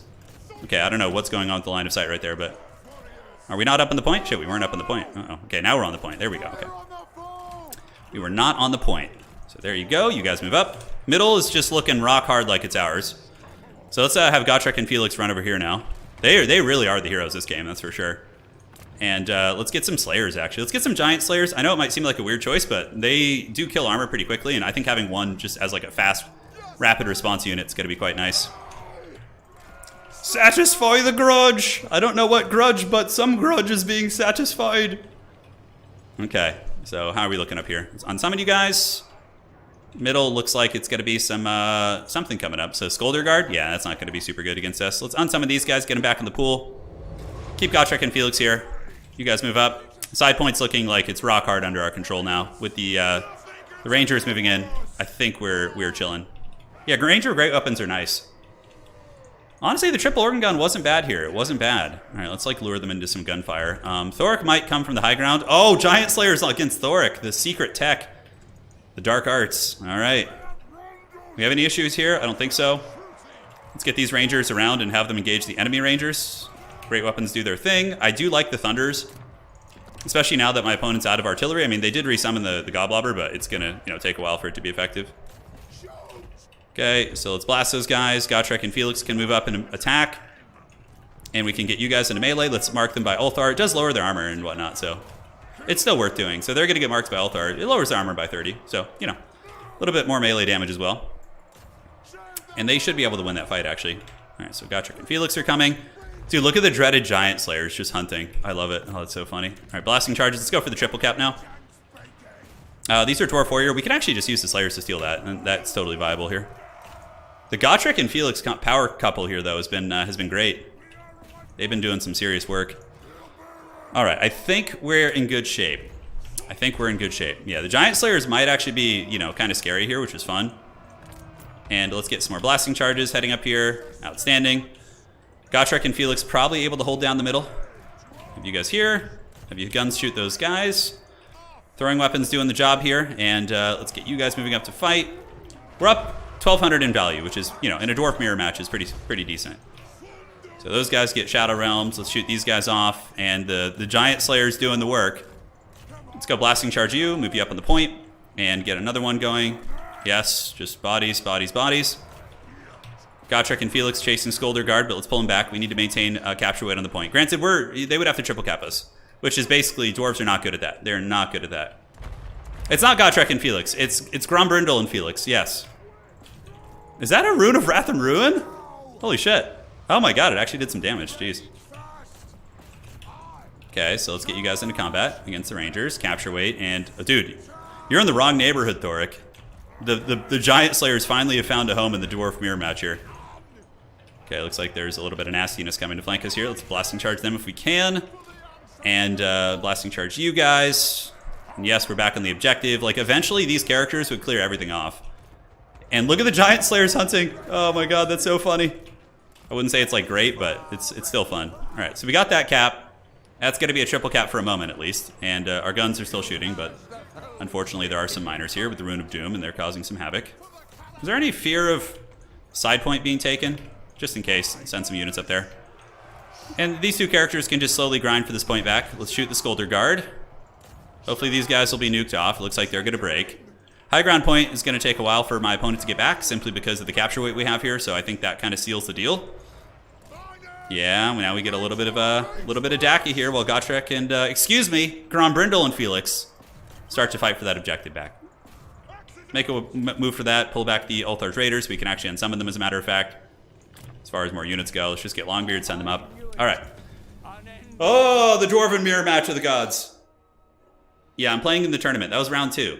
That was the Dwarf Mirror match against Pink here. So I think, honestly, one of the big deciding factors were our characters. I know they didn't get crazy value, but they were good. Triple Organ Gun was also, like, kind of fun. I don't know how much value they did, but I don't know. I can't really, like, pinpoint what won us that game. I guess the character grind was good. We were able to kind of win a lot of positions, and also the superior troop quality, like Longbeard tier infantry versus, you know, chaff. Maybe that was part of it. I don't know, man. Satisfy the grudge. Let's say GG to our opponent. All right. So getting another a dwarf dub. Hey, at least our dwarves got it there today. Yeah. Yeah, game impact doesn't equal value, indeed. That's why I was like trying to look a little bit deeper beyond the veil. Okay. Port score. It's going to be dwarfs versus dwarfs, the classic suffering match. And we got it. It was actually fun. I actually enjoyed that. Yeah. That was fun. As fun as a dwarf mirror match can be, right? As fun as a dwarf. Oh my god, Professor Pone undefeated. The Dark Lord climbing through the ranks. A lot of people still to finish. So we got a little bit of time before this round starts. Old man Gotrek, Felix, son of Felix. Yeah. That was fun, dude. At least you guys got a dwarf win. Honestly, I think dwarves are quite good, and they do suffer against Chaos Dwarves, and Skaven, which are two of the top factions. But against the other factions, I think they do fine. Yeah, I think they can do just fine. Yeah, at least one grudge was satisfied. This was interesting. The Iron Drakes. That was kind of a cool tech. One of them actually got some good value too. You missed a dwarf mirror. You did, Fidel. I know. It's your avatar. Grombrindle came in too. Came in with Felix and did some work. Pone said he had to leave the tournament. How dare you, Professor Pone? How dare you? You're leaving the tournament? You're leaving us? Is this a khorne versus bretonnia? Oh, okay. He had a khorne versus bretonnia matchup. Quitting while he's ahead. Yeah, I know. He gets the 2 wins. Doesn't risk any losses on his record. Yeah, he's got time, though. Hassan said he had to drop, forgot he already made a commitment. How dare you, dude? I feel like I've been used. Okay, let's see how we're looking here. This is probably one of the first dwarf mirror matches of the season, yeah. Let's have a look at the stats here. All right, heading on over. So yeah, a couple matches still to finish. 1, 2, 3, 4, 5. So yeah, you can see all these matches are done. Looks like Pone, I don't think he dropped from the tournament, did he? Maybe he did? Okay, yeah, I think he did drop. Okay, he must have been playing for Poland. So, looking at the stats, how are dwarves doing this season? Not too good, man. 13 and 26. That doesn't seem right. What are they losing against? Yeah, I don't know. I feel like dwarves are definitely... Okay, they have a 1-5 record against Chaos Dwarves, which makes sense. Chaos Dwarves really are super good against dwarves. Aside from that, some decent performances. Yeah, Chaos Dwarves obviously very strong. Bretonnia doing pretty well at a 61%. Vampire count's 55. Empire sitting at a solid bounced. The Empire's always like right at 50%. Look at this. What the hell is this? Tzeentch creeping its way up from the pits of hell to a 52%. Is there some weird Tzeentch tech? Maybe Tzeentch is like good against ogres, so the meta is like kind of helping him climb up with the prevalence of ogres being picked. Yeah. Some weird times, man. We're still very early on in the season, but, you know, we'll see. Dwarfs beat dwarfs. How about one human? Yeah. Yeah, it's good. I don't think Anticity's playing. No, he just played in one, and, you know, I think he'll be back as there's new content and stuff, but I don't know if he's going to be consistently playing. I don't know. Maybe he is. Be cool. All right, so checking here to make sure there's no admin stuff that needs to be done. What's it going to be? So off to a good start. You know, if you go 3-1, 3 wins, 1 loss in Swiss, your chances of advancing to the top 4 are pretty good, pretty reasonable. We'll see, though. We'll see. So in terms of the difference between Turin and his opponent's dwarf mirror armies, Felix stands. Yeah, Felix is pretty good. I like the head and shoulders pun too. That's also good. But he's, you know, anti-infantry armor piercing, so he gives you like good sustained like fighting presence on a point. So I think Felix is actually good in the dwarf mirror match. No, Tomb Kings are fine. People just aren't really playing them. Also, Tomb Kings struggle against Chaos Dwarfs in my experience, so that's a you know, a substantial determining factor in that regard. Yeah, Ogre Kingdoms are the top-ranked faction right now. Okay, so we got 2 matches going. Icarus and F-Pod and Solo Spaghetti and Romulan Dog are battling it out. The pool of undefeated players continues to grow, and we'll be battling one of them for sure. As the next map is going to be the Borderlow Landing, so it's a fairly open map. And I picked Sons of Sigmar for this map, so we're going to be going to the Empire, one of my other mains. And then, you know, we're probably going to get a good dub here, and then we're going to go to Nurgle, and that's where we'll be taking the big L. Not yet, Ruben. I will soon. Yeah. Yeah, ogres are great. Ogres are great, man. They're fun. Fast, good capture weight, good killing power. You know, really good at swarming. Maneuverability between objectives is pretty insane. Like, if you're just defending an objective with 1 unit and ogres just take like 2 bulls there, they're going to get it. And kill that unit. And they can do it so fast, too. Who do you fear playing against as the Empire? Dwarves. Dwarves is a horrible matchup for the Empire, I think. Maybe on this map I could win it. Honestly, there's not really any one faction that, like, as the Empire, I'm like, oh no, I have to play them. That's what's cool about the Empire is they're very, like...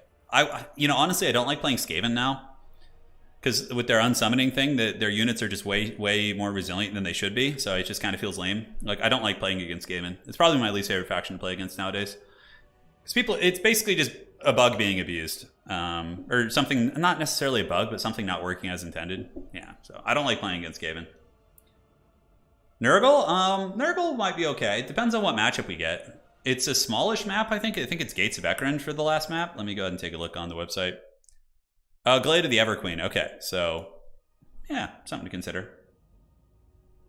Yeah, the Rotflies are not bad. The Rotflies are definitely not bad. They're good against heavy cavalry, so if you're, you know, against any of those heavy cav factions, you can use them to tie down the knights and stuff. Okay. Looking here, 1 game to finish. We got Solo Spaghetti and Romulan Dog. And, yeah, myself, Call Harmon, Kark, Arin, Professor Pone, who did drop. So the Dread Pone has fallen. He took his Khorne win and he went home. Yeah. Demons of Chaos? Yeah, they are. Demons of Chaos are allowed. They're okay. They were good last season, but Bellicor did get nerfed and so did Fleshhounds, and Nurglings are also bugged right now, so I can see Demons of Chaos being pretty terrible at the moment because of that. How are they looking at the moment? Let's see. Wow, Vampire Coast really losing another couple games today. Yeah, so Vampire Coast is definitely not like one of the worst factions, but they haven't had many games played. Yeah, I've thought about the Skaven thing. Like, I'd have to. There's so many other bugs in the game too, though, so it kind of sets a like. I know and feel they're going to get fixed soon. It's just yeah. Heaven's Caster. Oh, the Heaven's Caster is good. Yeah, if we're playing against Chaos Dwarfs using the Urandan Thunderbolt overcast, the dreaded trick that Platypus used against me in one of our matches like a week ago. I definitely like that. Yeah. So we play our 4 rounds, and after that, I'll be casting the one of the semifinal rounds and then the grand final. So there will be 2 best of 3s. So Nurglings basically do no damage now. I can show you guys real quick. Although I'll show you between the next round. So I probably won't be bringing any Nurglings. They lose. I think they lose the Noblars. It's Creative Assembly tried to buff them this patch by giving them like better attack profiles with their splash values and whatnot, but they accidentally nerfed them, so they just do like no damage now. So yeah, it's a shame. It's a shame. What is your opinion about Beasts of Nurgle? They're okay. I don't hate having like one Beast of Nurgle and like a blob. I think there's certainly some stuff to be had there. Also another bug. I mean, Chaos Dwarfs have a couple. There's like so much stuff on so many rosters that's like bugged and weird. So it's like tricky if you just want to swat them all. You just make a ton of units not like playable. Or Kislev is not doing great. Kislev is still a weaker faction, but they have some okay matchups. Like Kislev is like a niche counterpick, I would say. They're sitting at 40% win rate, but it's not a ton of games played. Like Kislev can do fine against beastmen, Nurgle. They actually do okay against vampire counts now. They can fight greenskins. They can fight Tzeentch. The Empire should be defeating Kislev. But yeah, Kislev does struggle against like dwarves, Empire, Grand Cathay. Like anybody that has good armor piercing shooting and cannons and all that sort of stuff. It's yeah, Nurgling's got Streltsy basically. Yeah. Yeah, semifinals and finals are best of 3 this round. Yeah, because we started earlier, so I figured it'd be, it wouldn't be so rough. Okay, Romulan Doug, let's see how you're doing, man. I know his last match is going. Ice Guard are slightly better. Yeah, they are. I like Ice Guard in a couple matchups. Like against Vampire counts, I really like to have 1 or 2, and like my deep back line is like a Frostbite and utility piece. I actually think there's something to be had there. Kislev are okay into Chaos Dwarfs. Yeah, it's not like a horrific matchup. Because little Groms absolutely dominate Chaos Dwarf artillery. Like, dominate. If you have 2 little Groms, like, you will just flatten any of the Chaos Dwarf artillery. But the problem is then they can spam Bull Centaurs against you. So, like, if you're playing Kislev... I learned this the other day in my tournament. So, because I beat one Chaos Dwarf player who had, like, an artillery build, and then I lost to someone who just spammed Bull Centaurs. So, like, against a Bull Centaur spam build, you would want something like this, probably. So, let's say we're on, like, Borderlow Landing. You could go like double little Grom still, but then you need to like go hard in the paint for like... I would even throw in some Ice Guard Glaives back there, just like Halberd, and just get like a cheap Ice Witch with, I don't know what spells. Yeah, the Blizzard, probably the AoE spells are okay. Like the Elite Chaos Dwarf Infantry aren't that hard to kill with Sleds, which you can inevitably summon in. So I'd probably go like Lord of Ice with, you could do Ice Sheet to slow things down. Frostblades would help a little bit in some of the dueling. Death Frost might not be bad either. So you go Death Frost, you go Arcane Conduit, Guardian's Call, cut these abilities, get the Warhorse. And I don't hate Ice Sheet. And is Frost Shield worth it? The extra armor against Chaos Dwarves? Probably not. And then Icebane's Kiss to clear out like chaff. This would probably be my opening against Chaos Dwarves these days. And then in reserve, you would have like three heavy War Sleds, Mass Dervishes. So if they Bull Centaur cheese you and just bring like 4 Bull Centaurs, you're going to win. Because you'll have a ton of spears and bows and just like wreck them. And if they go Chaos Dwarf Infantry, you can hit them with little Groms and then summon in War Sleds. You definitely want a Warbear Rider too, so maybe just like Oath Brothers. Something like this would be the direction I would go in that matchup. All right, let me see. Is the matchup done yet? Are we ready for the next round? Let's see what we got. Let's see what good times are coming. Yes, it is done. All right, so we're going to be advancing to the next round, advancing the Swiss. Ladies and gentlemen, it is game time. Let's get this next match started. Thank you all for joining. And the brackets are out, and we are playing for Poland. All right, cool. Very cool indeed. So let's do this. Where is for Poland? And I believe we're up. Let's do it. Okay, so sending this. And now we have the Empire versus... I don't know what he's playing. We'll find out in a second. Cap weight is a little bit light with that build. No, Kossars have good cap weight. They're infantry. And they're pretty fighty, actually. So you can just move up and use your Kossars for cap weight, or Dervishes, and who have 4 capture weight. I think you would be fine there. I think you'd be fine. All right, so we got the Empire here. Let's see what For Poland is playing. I hope they're playing Chaos Dwarves, actually. I think that'd be fun. I'll say hi. Let's see here. Okay. Oh my god. Is he actually the Demons of Chaos? No way. He's sitting on them. I'm a little bit nervous for him. Okay, he's Lizardmen. Lizardmen is a fun matchup here. Yeah, it's definitely a fun matchup. All right. Lizardmen versus Empire. I can't tell you how stressful this matchup can be. It can be very, very tough. So we need to make sure to bring a proper build here. All right, so let's get you. Where are we at? There's Wookiee Claw. Let's have some fun. Let us have some fun. Okay, so let's get you. And we can do this. Outstanding. And it is time for the Sons of Sigmar to rise. Yes, it is indeed. Mortar wagons could be funky here, right? A little bit of mortar wagon action. I don't know about that. Okay. Let's get you. Get some sort of a wizard. You're a wizard, Harry. Definitely going to want some like horde removing. That's you know, always been one of the big issues. Demons of Chaos are so haggard. I don't even. The thing is about Demons of Chaos is I usually adopt like weak factions in general and like try to make them my mains. It's just I like to play underdogs. But like the Demons of Chaos are just, I don't care for their aesthetic either. Like I've never really liked demons in Warhammer. So yeah, I don't know. Just my 2 cents. It's just like, yeah, I don't know. They don't do it for me, man. They don't do it for me. Okay, so we got you. Or yeah, is that going to be enough? Is that going to get the job done? Illuminarch against lizardmen is probably not very good these days because usually they just go super wide. So you got to watch out for that. That could be a little bit scary. Okay, so I think we're okay here. Let's get some of you. And then do we want a Demigryph Knight? Probably one Demi isn't going to be a bad idea. You could go Lance Demi here. Yeah, maybe like Lance Demi could be a rad choice. I don't really know what I'm doing. I'm a bit of a potato, so we'll figure it out. 2, 3, 4. Okay. Okay, I like that opening. That feels pretty cool. Yeah, Pterodons are an absolute nightmare. Like the lizardmen flying units are where they really shine. Yeah, they do a lot of work. They definitely do a lot of work. So that is 10. This is probably a little bit better. Okay. I like this opening so far. It feels pretty good. Definitely feels decent. Let's get the Zintler's Reichsguard in the mix. Do we want any Pistoliers for like a little bit of battlefield control? I feel like Chameleon Skinks just kind of own them a little bit too hard. Yeah, they give you the biz a little bit too effectively. So definitely want some of you guys.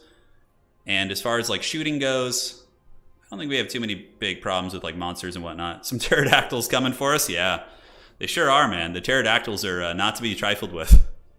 That's the problem with like having artillery. The lizardmen are always like just waiting in the shadows like to swarm your artillery, you know? So it's like, ooh, yeah, it could be a little bit scary. We do have answers though for them, I feel. God, I really want a Luminarch. We do want the Luminarch, don't we? Oh, do we bring the Luminarch? Do we disrespect our opponent like that? I don't think we do. Okay, so let me make sure there's no issues with people finding their opponents and whatnot.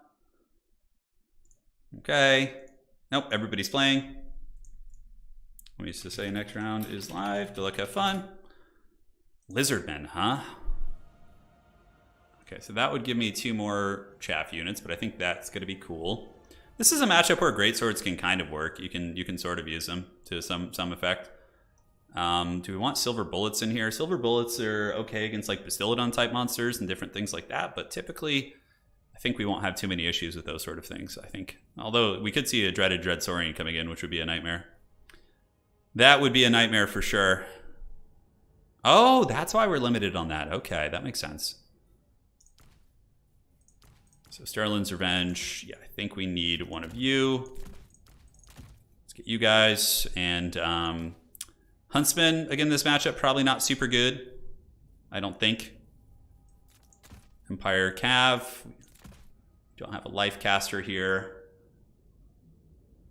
Burning Head is also really good against lizards, like just clearing out like skinks and all those kind of units. So oftentimes that could be a good solution as well. Another bug, by the way, flagellants, when you unsummon them, when you summon them from reserves, they don't have their frenzy. That's like another really janky thing you kind of have to deal with, which sucks, but it is what it is. All right. Yeah, you know what? This build's pretty badass. I like it. It's not perfect, but it would make Sigmar proud. Triple Luminarch, not in this matchup. Not in this matchup. All right, guys. Loading into the game. Thank you all for joining today. It's been a pleasure hanging out, and we are in round 3 of our tournament, and currently we're undefeated, 2-0. but facing a very tough lizardman opponent here. And we're bringing in the Volkswagen, baby, inspired by Platypus's recent build that he sent in. I used to use Volkswagen against lizardmen as a standard pick, but I kind of started switching to using like Boris and whatnot. But, you know, the Volkswagen is really good at terror routing infantry hordes and whatnot. So maybe, just maybe, he'll get the job done. Penta Luminarch. I would bring a Luminarch in some other matchups, not in this one. Black Lions, I didn't bring them. I probably should have, to be honest. I was a little bit concerned about the Black Lions getting swarmed and me not being able to kind of protect them. Yeah, I was a little bit worried. Yeah. I know, isn't that haggard?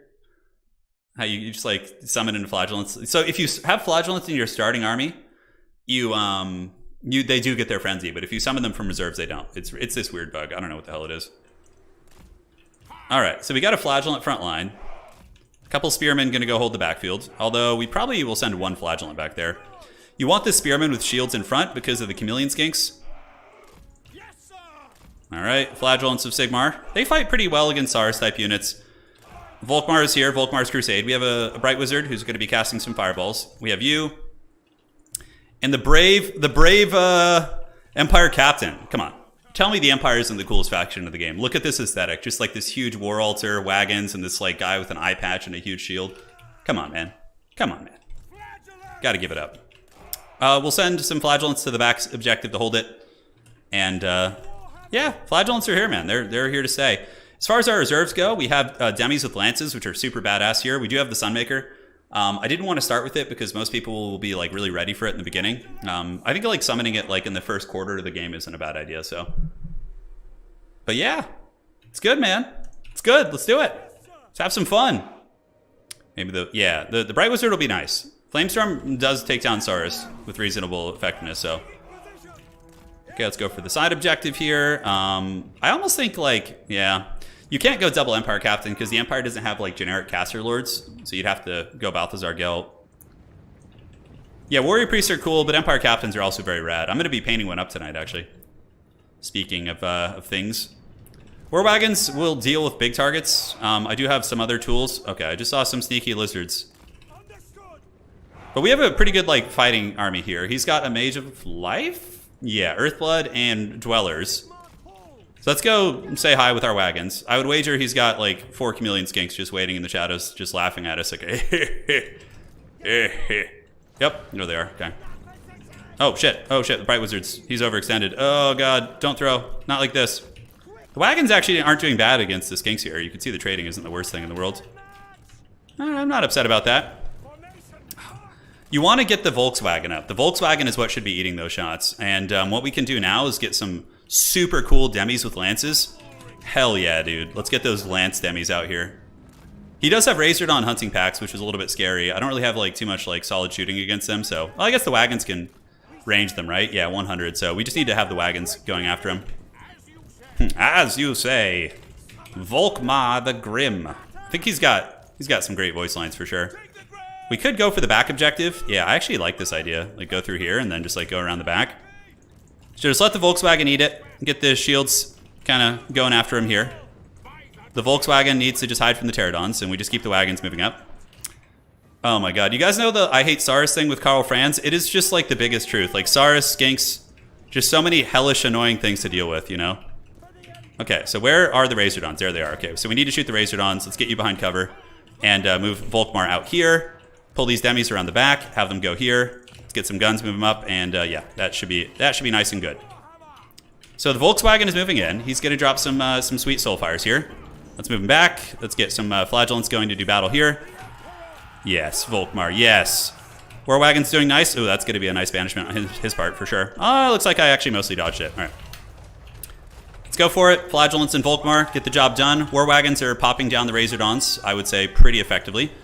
Flagellants and flagellants. Let's do it. And then we need to get ready to drop some fat flamestorms here. So let's do that. Set you guys up like so. I think the Volkswagen should get the job done here. Let's drop a banishment, and the flamestorm goes down. And now we can get some militia coming out too. All right. So the War Wagons, we want them to go here. So the demis can run back into the trees, having done their disruption. The flagellants of Sigmar just grinding and doing great. Volkmar also valiantly leading his crusade here. And now the demis need to run into the trees. Things are going to get a little bit messy here.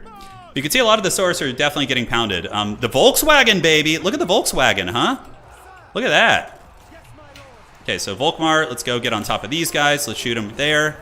The demis have successfully retreated into the trees, so they're just kind of being like an annoying distraction on that side. Flagellant's doing great, and we do have our Empire Captain. Overall, the trading is going very favorably, I would say. Yeah, we do have some flyers coming in. We'll start blasting them if we can. Volkswagen, just doing awesome work, and we got some Haggard Flagellants chasing these, which is great for us.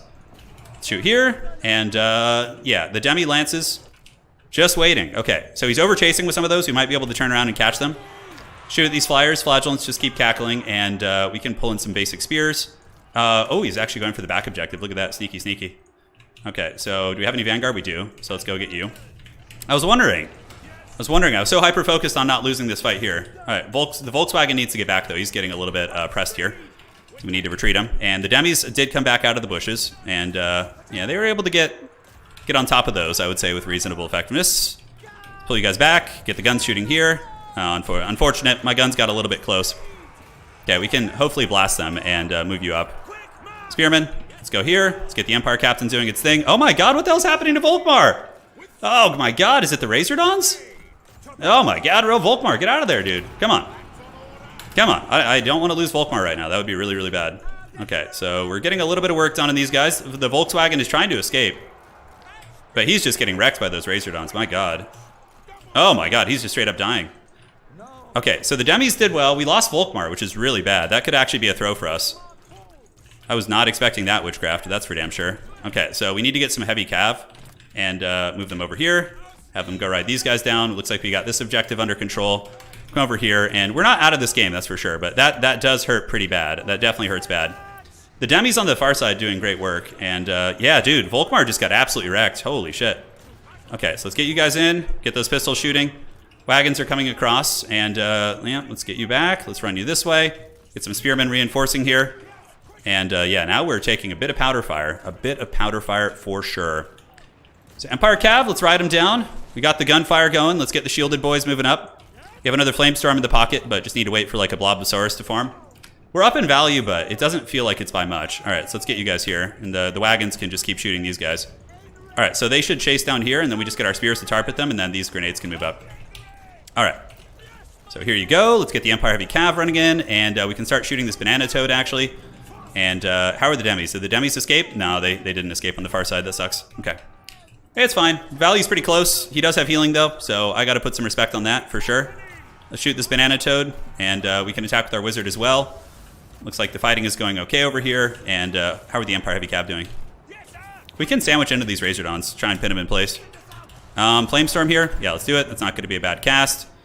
And yeah, we're in a little bit of danger, guys. We're definitely in a little bit of danger. All right, let's get some spearmen moving up. We do sandwich those, but let's pull back and get the wagons moving to cause some havoc. The banana toad's taking a little bit of damage.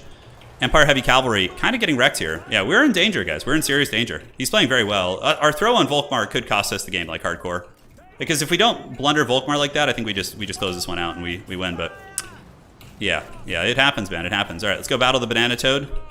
And we have some Demi Lances coming up. I feel like they're going to be a good sweeper unit. Backfield's looking okay. And did we lose the grenade launchers? Okay, they're back. Great. Those damn skinks, man. They are just such a nightmare. Okay, so Lance Demis. Yeah, they can probably clear out these guys, I think. We probably can move the Flagellants up here, too. We're going to have to hold this objective. We have another Flamestorm coming off cooldown in a second.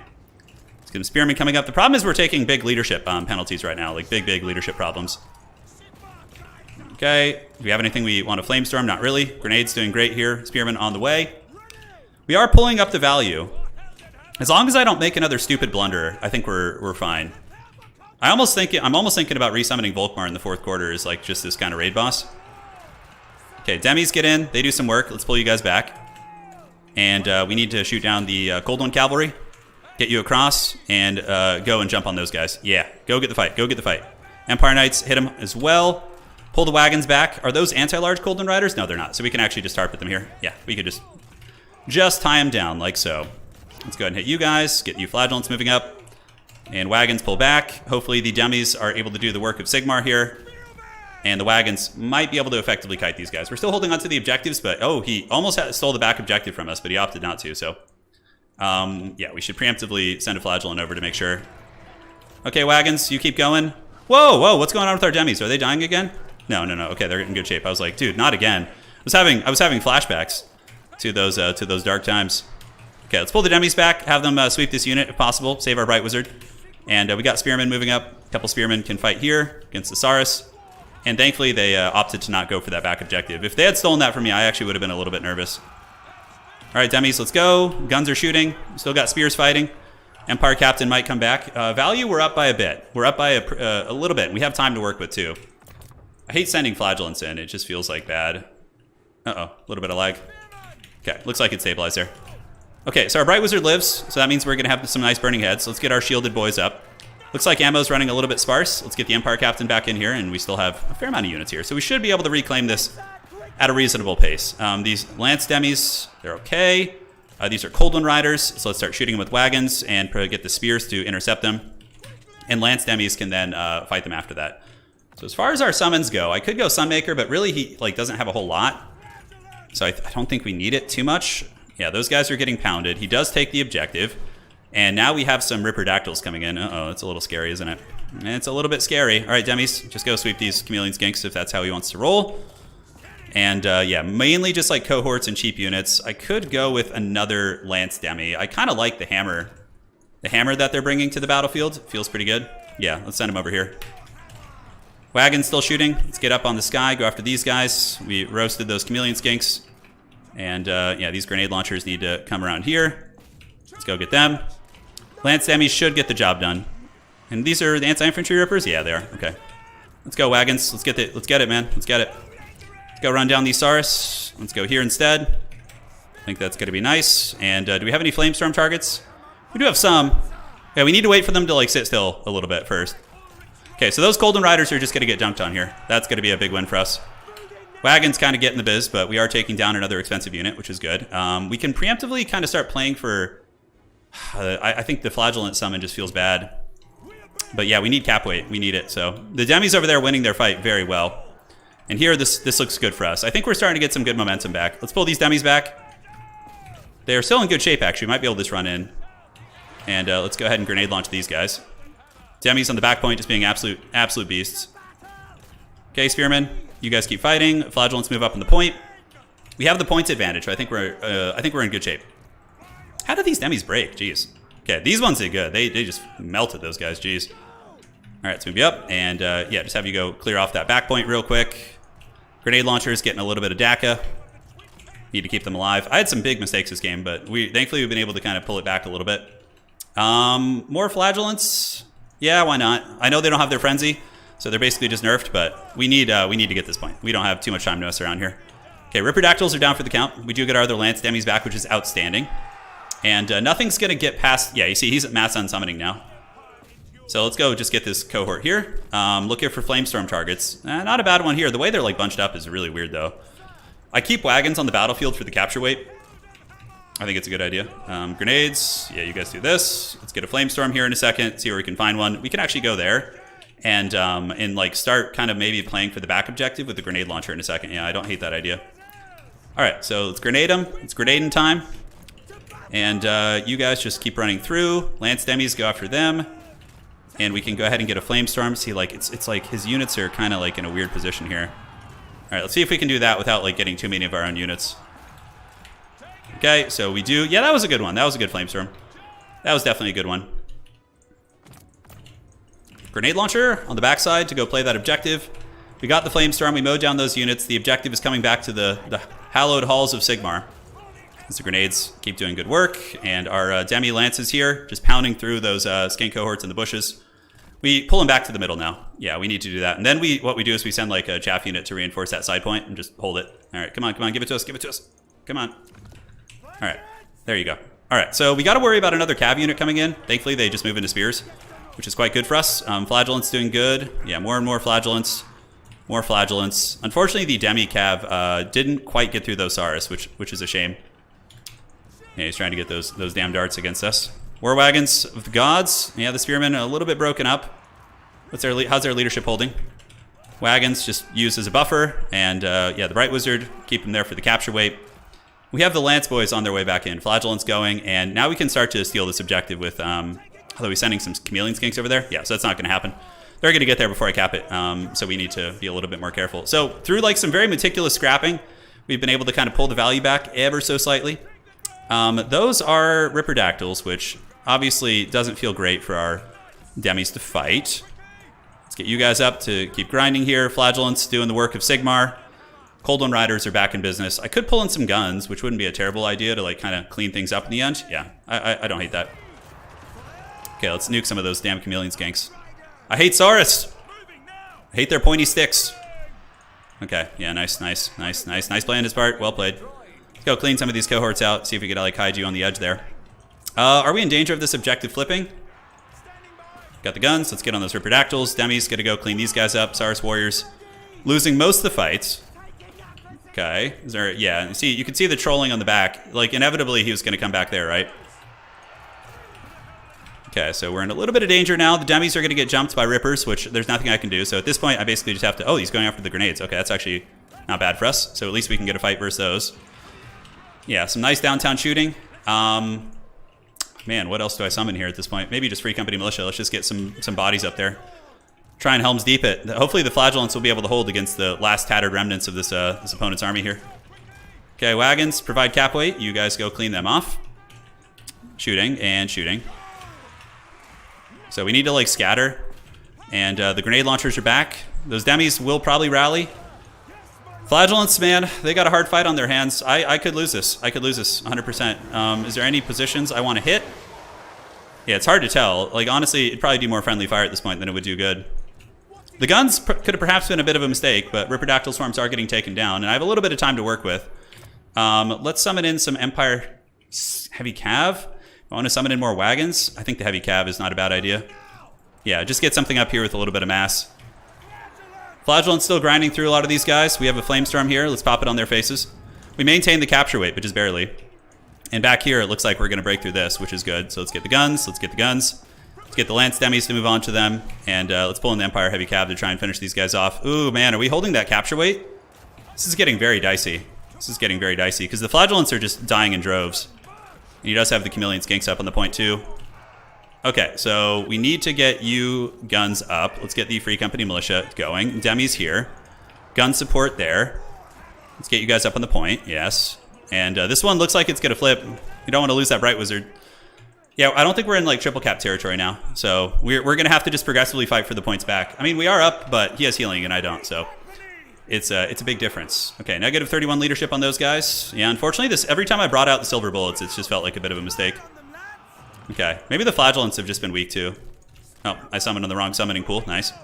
If we can get a ninja on his back objective here, that would probably seal the deal. We'd probably win. So let's see if we can go support that. And keep these like cavalry from being able to do their thing. Let's get the guns to move up. Grenades keep going. Flagellants keep bumping and grinding. And let's keep these Empire Heavy Cavalry going here while we try and seal this back point. Okay, let's go here. Empire Heavy Cav need to stay hot on their tail. Let's turn about face. And then we can just halt to get the charge defense. Yep, and now we should be chilling there.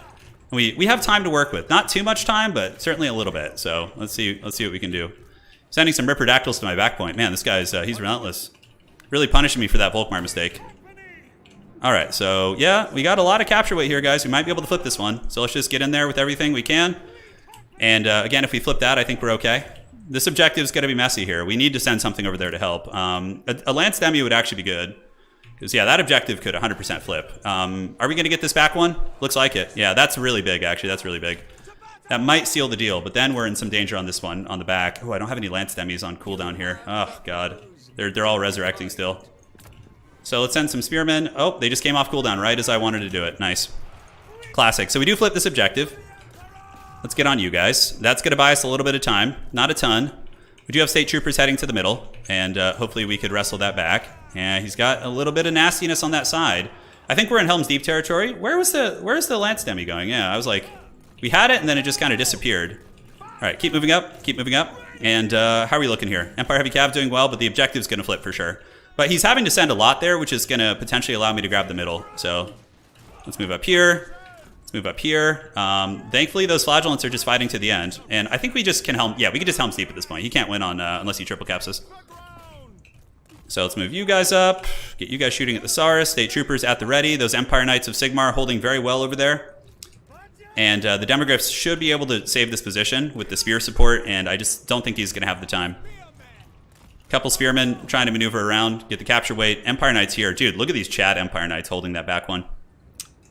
Yeah, so the demis will easily just sweep off that point.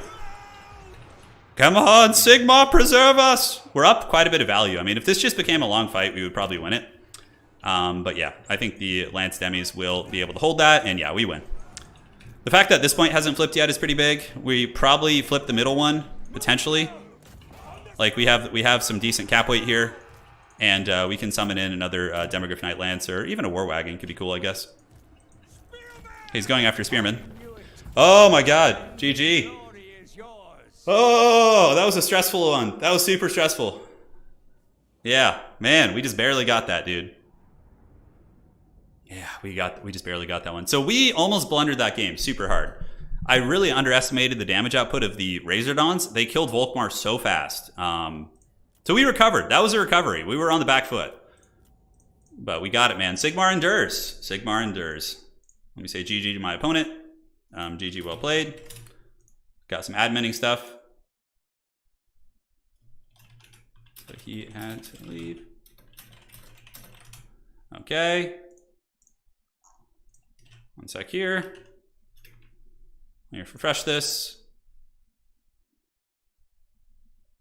Let me fix. Okay, and where is this? Outstanding, so we'll get the drop going there. Okay. Thank you, Grombrindle, for the message. Did he ever show up? Anyways, he would get the drop, so that would be checking that. So Grombrindle probably will get the W there. Dropping him, so just got to do some quick drops. So hang with me, my friends, while I do some admin work, and then we'll kind of break down the build. Yeah, so we're 3-0, which is good. But now it's Nurgle time. That's the only sketchy thing about this, is that we have to play big old Nurgle, who's definitely weak. I mean, I picked 3 of my main factions, which I'm very practiced with. Nurgle is one I'm not as practiced with these days, just because they're very bad. All right, so let's report that. One game closer to my Karl Franz avatar. We're very, very close to it. Lizardmen versus Empire is always a scrappy game. I think the Lance demis are really good.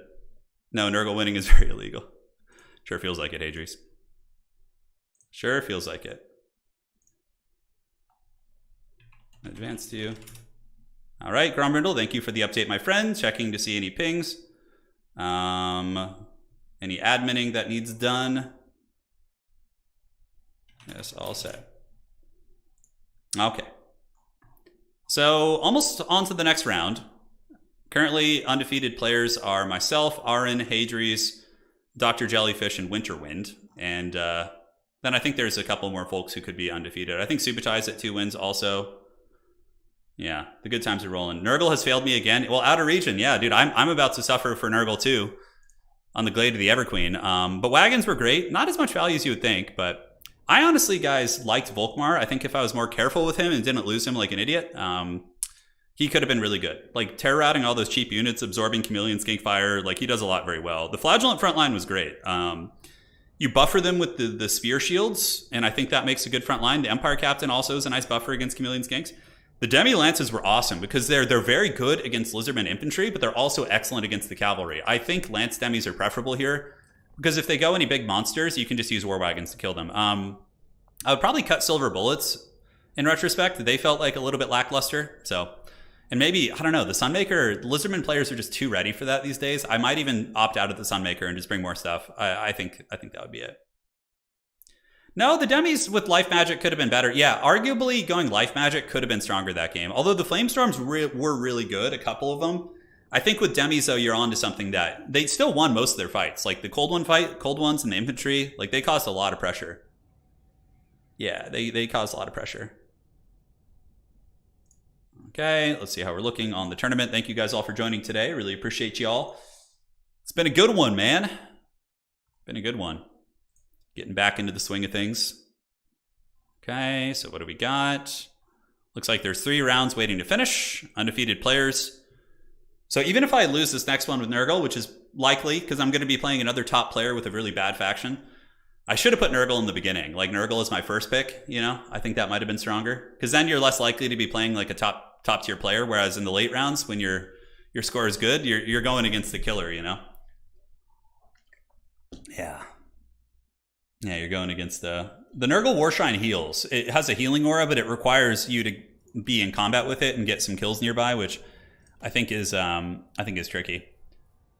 It's big Nurgle, though. He's coming, dude. Look at him. The big Chungus. Yes. This was a build I used against Cathay the other day with Hadries. The replay will be coming up soon. It was a really fun match. Casted it last night. Yeah, man. The Flagellants, they need to fix that bug. Venrel, thank you for the 50 PLN. Jankuya Barzo, man. Sorry I missed that one. And Craig, Zane, thank you guys so much. Appreciate those donations. Sorry I did miss those. I was in the heat of the moment. All right, so let's set up a new lobby. Looking good. What is game 4? I think it's Glade of the Everqueen, which is not a bad map for Nurgle. You have like trees to hide in. You can like pop out. Do a little bit of ambushing. I have Kislev. That would be a legendary match if we match now. Oh yeah, I would love to play that matchup. That would be really fun. Aaron, you're Kislev? Kislev versus Nurgle. Dude, the Battle of the Pit factions. That would actually be really fun. I would thoroughly enjoy that one. Okay, how are we looking? Yep, 2 players still. Maverick Sloth. Let's see how my tiebreakers are looking in case I lose this. So Maverick Sloth, I think, has won a couple games. Let's see. Yeah, let's see. Looking at my old tiebreakers here. For Poland, I think has 2 wins, right? Yeah, so that's a good tiebreaker. As long as you get 2, you know, it's always good. Because if you get 2 on each of your tiebreakers and you're at least 8, which is usually where people sit for the tiebreaker round, the website will do this automatically. I played 3 matches so far. So far, we were undefeated. But yeah, now we are playing Nurgle. So how the way this tournament works is you pick 4 factions in the beginning, and you play 1 for each round in order of how you pick them. So I picked Chaos Dwarves, which we defeated beastmen. Then I picked dwarves, which we had a dwarvish mirror match, which was hell on earth. And then we just had the most recent game, which you saw. Hadries, you're on lizardmen? Oh God, please. Please don't make me play Nurgle into your lizards. God, that just is hell on earth. Don't do it. Nurgle hates ours too. Yeah, he does for sure. Please don't make me do that. Please, Anakin, I'm too weak.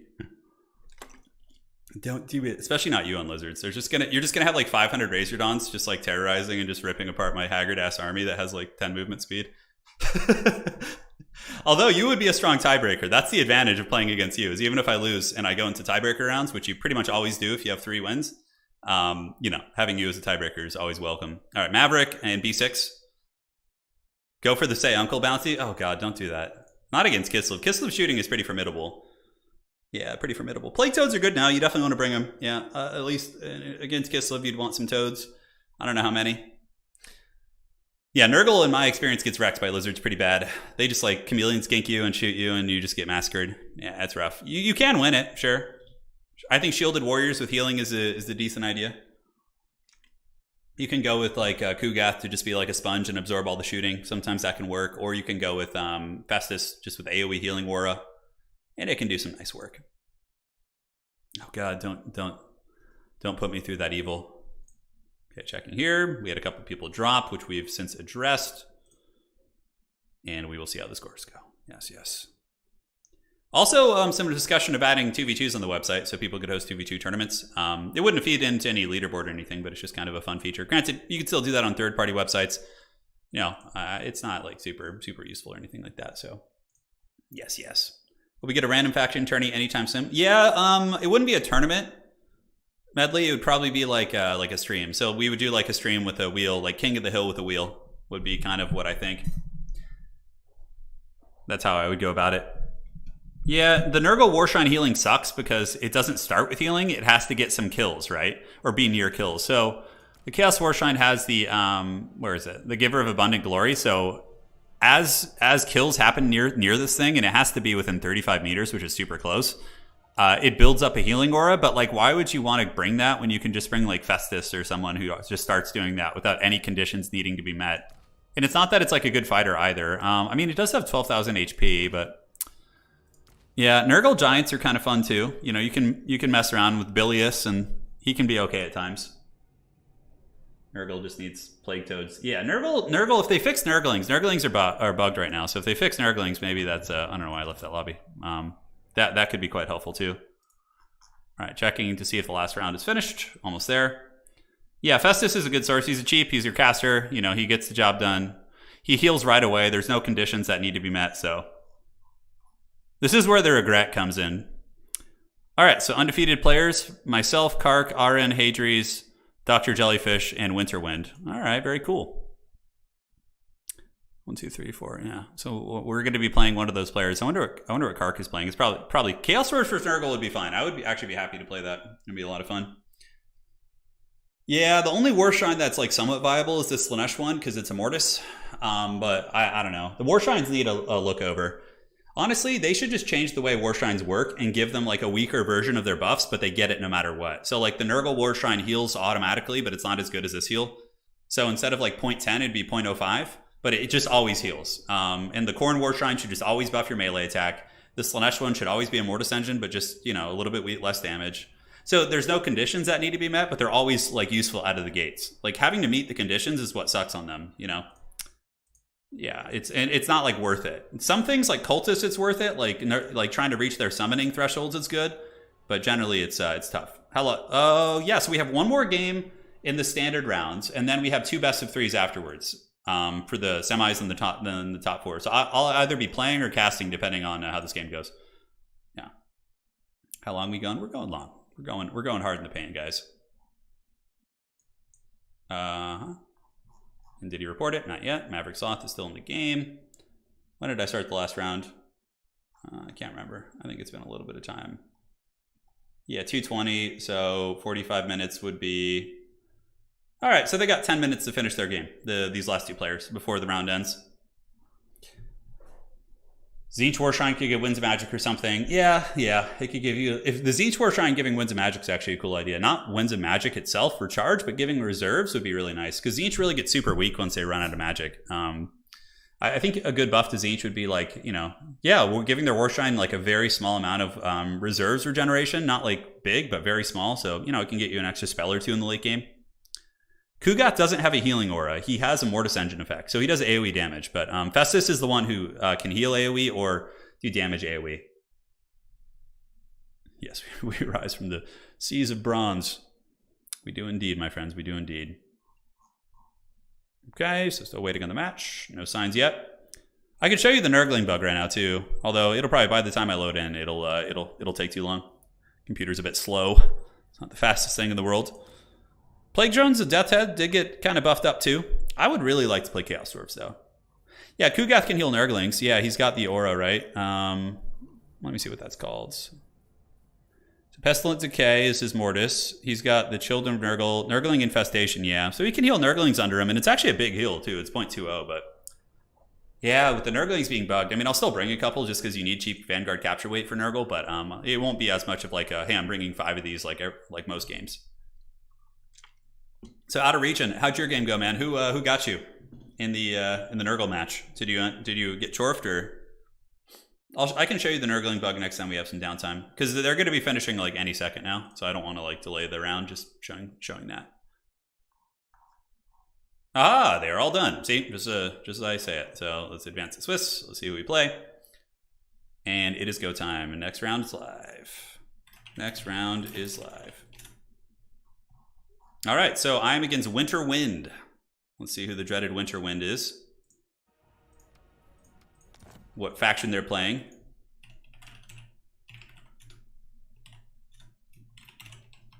One, two, three. All right, so they're on their way in. I am Big Nurgle. And yeah, Soul Grinders aren't bad. I like Nurgle Soul Grinders a lot. It really depends on the matchup, but generally I am a Soul Grinder enjoyer. I enjoy the Soul Grinders. All right, so let's look at the faction declaration and see what they are playing. So Winterwind is, in the last game, Khorne versus Nurgle. Okay. This map might be a little bit tricky. They can bounce between those points very, very fast, but I do enjoy this matchup a lot. I think it's very fun. Tzeentch. Oh, Tzeentch got you, huh? Yeah, Tzeentch will usually be favored against Nurgle. It's one of their few matchups in which they can enjoy their lives. So we got Khorne, actually. Oh, man, I haven't played this matchup in a while. Okay, how do we want to go about this? Festus is good, but he dies to Valkia pretty quick. So you got to watch out for that. You definitely got to watch out for that. Green Olgor is another one. Could be viable. He's got like Spirit Leech and, you know, is a pretty good fighter himself. Obviously, the big man is nice, but he typically gets avoided pretty hard. So that's something you gotta really be careful about. Huh. What about this? This is gonna be kind of a fun idea. Yeah, that's not bad. He does have the Mortis. The Blight Swarm is good, and he's a little bit cheaper. Not quite as much of a raid boss, that is for sure. Yeah, Festus just gets hunted by Valkia, like a little bit too hard in my experience. A little bit too hard. Obviously having healing is super strong too, right? Lord of Nurgle is good. Kugath just rolling around in his toilet seat, what's not to love? He's usually going to be the way to go, I think, in this matchup. I don't know, though. Yeah, you can get outmaneuvered on objectives pretty hard with big man. With the big man. So what is Khorne going to bring? Like demon infantry? Obviously, the toads are going to be pretty good here. Although the toads probably still lose in a fight to Fleshhound, so you got to be careful with them. One Soul Grinder might not be bad here either. I don't hate that idea. And then as far as the warriors go, you could go Chosen here. Chosen will trade bad into Bloodletters, though. That's my concern. That is my concern. Uncle for Uncle? Yeah, I wouldn't go. I wouldn't make them say Uncle here, that's for sure. Uncle for Uncle feels a little bit haggard. Okay, let's do this and this, and this and this. The dreaded gates of Nurgle cometh.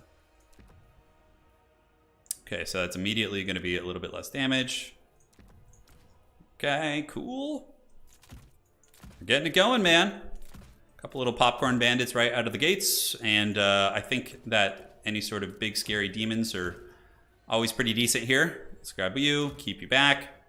Khorne warriors, do I need to worry about Khorne warriors? I don't know, I feel like they're not too scary here. It's mainly the demons who are a bit of a problem, right? Yeah, those demons don't mess around, they certainly do not. Death's Head? Death's Head drones? No, I don't think so. Let me see if they got my message. You here? Hopefully my opponent shows up. I would hate to just not play this last round, although we could cast into the match. We'll have to see. Okay, I've been tagged. Winter Wind. Yeah, already sent you a DM. Okay, cool. So lobby's up. My opponent will be here in just a second, and we'll be getting started. I believe it's going to be Khorne versus Nurgle, if I read their stats correctly.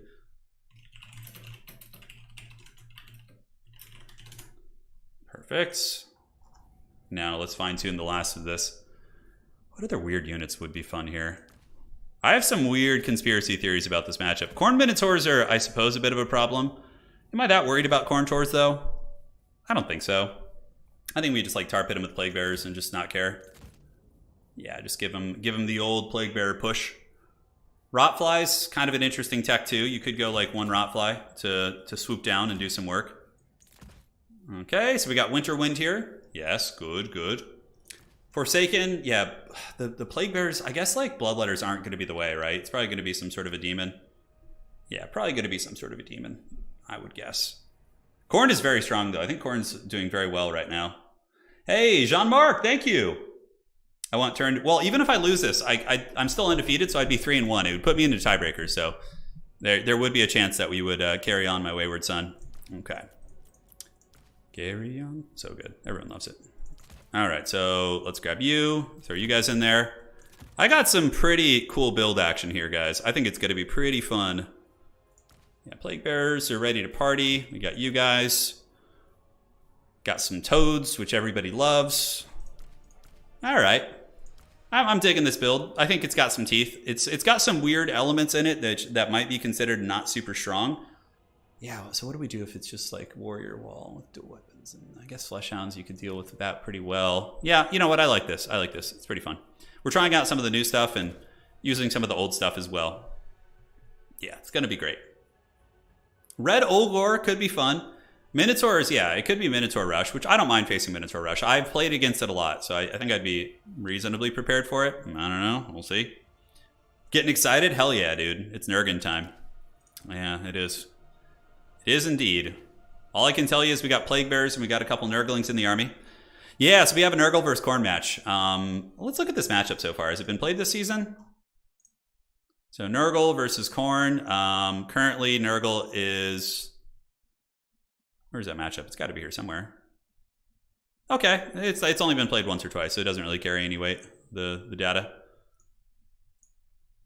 Yeah, toads are good. The problem with toads in this matchup, though, guys, is they get absolutely karate chopped by fleshhounds. Fleshhounds like rip toads apart, and they take like almost no damage in the process. So you have to be really careful with your toads to not have them get caught in open field by fleshhounds. Otherwise, you're going to have a terrible time, like a really, really terrible time. Yeah. I like the build, though. It's different. It's a little different. I think it could catch someone off guard. Old Furuncle. Old Furuncle's coming. Oh, yes. He's eyeing us. He's like, come on, pick me. Pick Furuncle. You know you want to. Rancid Visitations is something I've been wanting to kind of try out a little bit. Have you guys tried out Rancid Visitations lately? I know people have been using it. I'm curious if it's like good against like Minotaurs, like trying to bring them down. I always feel like Stream of Corruption is very cost effective, but usually most of your wins of magic just goes to healing on Nurgle. That's going to just be the way of things, you know? Yeah, it's just going to be how it goes. All right, looking good, and I'm ready. All right, good luck, have fun. Let me message my opponent. Good luck, have fun. Let us see how this Duel of Fates goes. What other matches do we have? So if we go to the tournament real quick, we can look and see who else is playing. Yeah, some heavyweight matches for sure. And then we have the top 4 after this, which is top 4 becomes a standard best of 3. Becomes a standard best of 3. Okay, Subutai with 3, and let's see, Bodes here. Where are we at? All right. Other matches, yeah, so I think we have Hadries. Hadries is playing who? Hadries is, Kark is playing Arin, so we have, I think, Kislev versus Greenskins in one of the other top 4 matches. And who else? Who is Hadries playing? Can't find him on here. He's around here somewhere. All right, so we're loading into the game. Old man, thank you. I had some rancid visitations from Tinder. Thank you, dude. I greatly appreciate it. Sorry to hear that. Oh my god, when they give Tamarcon, dude, hell yeah. We have Kugath. We do. We have Big Kugath. Yeah, he's here. He's really good. He's super hard to fight. Even like Minotaurs will buckle against him. I think he's a beast. So we got Big Daddy Kugath with his Mortis and healing and all that sort of good stuff. And we also have a Soul Grinder, some Exalted Plague Bearers, which I think are pretty good here. The Unholy Hand Grenades aren't bad. And the rest of the army is pretty mixed forces. We have some new things that you wouldn't normally see in this matchup, so I'm pretty excited to kind of try those. Nurgle actually isn't bad against Ogre Kingdoms. You can spam Plague Bearers, and Plague Bearers trade very cost effectively into Ogre Bulls. They tank them and they hit really hard. They hit like... Ogre Plague Bearers have a high model count. They have almost 50 weapon strength to pop. They hit very hard against light armor, and Ogres have light armor, so... Yeah, the big boys are here. All right, so let's get the screen blocker gone. So this is our starting army. So what we're going to do is we're going to park one Plague Bearer on the back objective. We're going to take the elite ones and you guys and move through the trees here with the 2 cultists, and they'll kind of contest the side. And then Kugath will move up here, and the Soul Grinder will move up here, right? So they're going to move up and just kind of control the middle. And yeah, should be okay. Pretty small army on our part. We could just blob and move straight for his back capture point, but yeah, I don't know. We'll see how it goes down. I want to barrage him a little bit first and try and soften up his army. Hey, Jean-Marc, I've been watching you forever. It's about time I joined. Thank you. Keep it up, you beautiful man. Thanks for all the content. Thank you for the generosity, my friend. All right, so he's got a Herald who's going to be on the motorcycle. Let's move you guys up to the trees. That's certainly a hard army to fight, and get the Plague Bearers moving up here. 9 models, probably all hiding in the trees, which I would guess. But, you know, it gives Big Chungus time to move up, and Kugath is going to want to sit in between these 2 points and just kind of address wherever, you know, we need help. Thank you so much, Jean-Marc. Really means a lot, my friend. So I brought Chaos Knights. I also brought some Plague Drones of Nurgle, Barons of the Bog. I brought some really badass units. So let's take Fire at Will off so he doesn't shoot at that character there. And let's go do a little bit of scouting and see what he's got. Yeah, so we should be ready to kind of pounce on that objective. I think Barons of the Bog is the next reasonable summon. They're pretty much good against everything. Probably the best unit, one of the best units on the Nurgle roster, so. Okay, so we got the character. He's coming. I mean, the Soul Grinder might be able to fight him, but I even still, it's like pointless to take that fight. Barons of the Bog are going to come up. What I can really hope for is like a blob fight. I brought the drones too, the Plague Drones of Nurgle. I'm like, ooh, I think those could be kind of cool. At like they just recently got more models, and I'm like, let's see how they function. Yeah, so he's clearly hiding in the trees here, but we're gonna take like a while to get to this point, so we might as well start heading over there. Plague Bearers are here. It's gonna be hard for him to swarm my back point. What we can do preemptively, just to make sure it doesn't happen, is get some Nurglings on it, and that'll give us 10 capture weight, so then we can really have time to respond to any threats. So double cultist, you know, Soul Grinder, it's a nasty combo. with the Barons of the Bog debuffing. So if it becomes a blob fight, we generally will win that, like pretty decisive. Not decisively, but you know, over time. Nurgle's not a decisive, you know, I'm gonna get you kind of guy. Marauders with dual weapons. Okay, so now Kugath can start throwing at them. I wonder which way he's gonna go. Start nuking these guys and give him the sweet lovin'. Barons of the Bog can just hide in the trees until we see which direction he's going. So that's a lot of Khorne infantry. It's a lot of Khorne infantry. Enemy reinforcements approaching, so he must have summoned in the tree line, and it's gonna be blood crushers. Holy shit. Holy shit, those are blood crushers. Good thing my toads have armor piercing now. Okay, so we need just toads. Plague drones actually would be good too. Oh my dear God in heaven. So where's he going with those things, man? Okay, so that is blood crusher, and heralds of Khorne's fury. Oh God, am I in danger? I don't know, I might be. What are these, marauders? Yeah, cultists, and you just kind of keep shelling away. Kugath is here. He's got some support. So let's get the Barons of the Bog up. I don't know how that fight goes between Barons and those units, but yeah, he's going to go this way. But we have the double cultists here, which should be able to perform reasonably well. And Big Man Kugath has got his Toad Legion, so I'm happy to put my Toads against him. And let's go ahead and get those. Yeah, those drones being out would be really, really nice. Unholy grenades are nice. All right, let's go ahead and keep shooting here. We can get you in there and the two cultists, and then we can go ahead and pounce here. And by pounce, I mean very ponderously move towards him.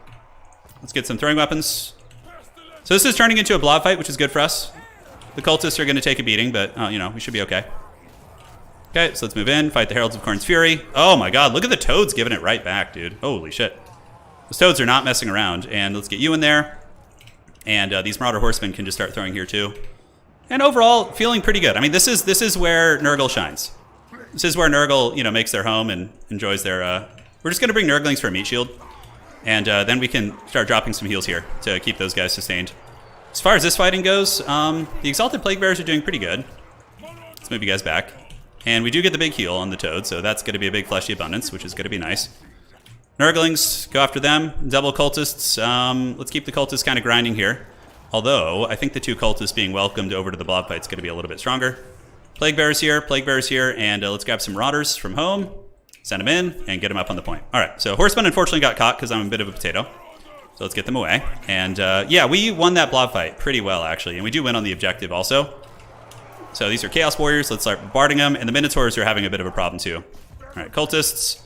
How are we looking here? Just kind of dragging these guys through the mud. Nurglings going to get wrecked pretty bad. So let's get you guys here, get these Marauders coming, and you guys can go this way. All right. So value trading is favoring us, which is good. That typically is a really bad sign when you're playing against Nurgle. If Nurgle's ahead of you, things are looking pretty bleak for sure. Stream of Corruption, but we don't really want it. We want to save up for the big drones now. All right, so yeah, Plague Bearers should be hanging pretty well. Let's get on the objective here. Provide some cap weight. And the Minotaurs got absolutely karate chopped. All right, let's get over to this point. Should be able to wrestle this one back. And now we just start fighting on the objectives. All right, so how are we looking? Yeah, saving wins at the moment. All right, Toads, let's go fight with our boys. Cultists will be debuffing pretty much everything. And we do get the capture weight back, which is excellent. So let's get Kugath over there. As far as this point goes, we probably want to summon some Toads. Toads are a pretty good answer against mass infantry. All right, let's get up here. Plague Bears are trying their best to hold, but you know, obviously the mobility here is very scary. So he's going to maneuver over to my other point now. But yeah, we should clean this one off and just continue value trading well. Okay, let's get the Soul Grinder over. Let's drop a little slow on these guys to, you know, buy some time for our reinforcements to get here. And Chaos Knights probably not going to be on the table. Probably not thinking Chaos Knights. But let's get Soul Grinder Man over here. Plague Toads move in. Throwing weapons doing good. Nurglings parked for capture weight. Rotflies might be a really good counter against some of those units, actually. Might be a really, really good. All hail the Decay Lord! All right, let's go. Plague Drones of Nurgle. Newly buffed. Newly minted here. Let's see how they do. Nurgling sitting on the point, just cackling. He does have the capture weight here, but I think our sustained fighting with the cultists is going to be quite good. Kugath a little bit surrounded by Minotaurs, but I'm not too worried about it. I think he's okay. He's okay there. All right, so drones are coming. You can get the drones to do their thing. Let's just rip some shots here and pull you guys around. Vanguard, we don't have any Nurglings or anything. How are the Toads doing here? They're doing good. Barons of the Bog still fighting like champs, and it looks like we do fully break down a lot of those units. Yeah. Do we want to drop a heal on anything? Let's try and save the Festering Stooges. They're really good. Oh, look at the drones, the MLG drones. They're getting in there. They're landing, man. All right. Chaos Knights are going to be the next pick as like a sweeper unit. Just to try and end the game. Because I think we got this one. Like, we're up on value, and Khorne, like, he's not up on objectives either, so. Oh, yeah, dude. Look at the Plague Drones just going ham here. Yeah, doing some work against those guys. All right, so we wrestled that objective, which is good. We can send the double cultist to his home objective now. And how's the Soul Grinder doing? Soul Grinder is still a pretty decent fighter up close. And yeah, Chaos Knights, though, against those Blood Crushers could be kind of bad. Let's get another Toad out. Toads are always a great time. Yeah, they're always good. All right, so Marauder Horsemen, let's turn around. Fight here, and we're going to send the cultists, although they could get beaten down. Maybe let's not overextend too hard. Let's be a little bit more cautious. How's this fight going? This fight's great. This is like a Nurgle power fantasy. Just like a huge, disgusting blob where all of your like effects are stacking, right? It's super money. All right, let's get a Horseman there. Toads reinforce this. Yeah, we lost those Horsemen. Looks like they got chased off. No surprises. And yeah, Kugath is he's just chilling now. Barons of the Bog are still healing, or excuse me, the other ones. You can pull these Toads here. And let's take the Barons of the Bog back to debuff this blob fight. That's going to be really good. Yep, couple Marauder Horsemen parking in there. Ooh, yeah, we might need a little bit of milk over here. So let's drop a fat heal right there with Kugath. Toads, how are we looking? Yeah, we could intercept the reinforcements in open field here.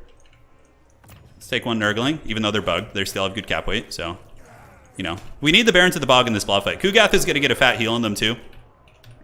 So that's going to, yeah, and once the Barons get in, those AoE debuffs are going to be very nasty. So Kugath can start moving this way. You know, Khorne's maneuverability is how they can win this, right? It's pretty scary.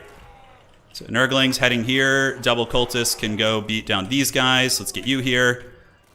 Kugath Toilet Seat Father's on his way in, but now that we got Barons of the Bog here, it's going to be hard for them. And these Rotfly characters, about 400 value. It's not terrible. All right, let's get you guys back up to the fight. And Plague Bearers, it's going to take a minute, but, you know, when they get there, it's going to be that much harder. So let's get you guys going. And the big man is caught in open field, which is fine. He'll Mortis Engine down Marauders.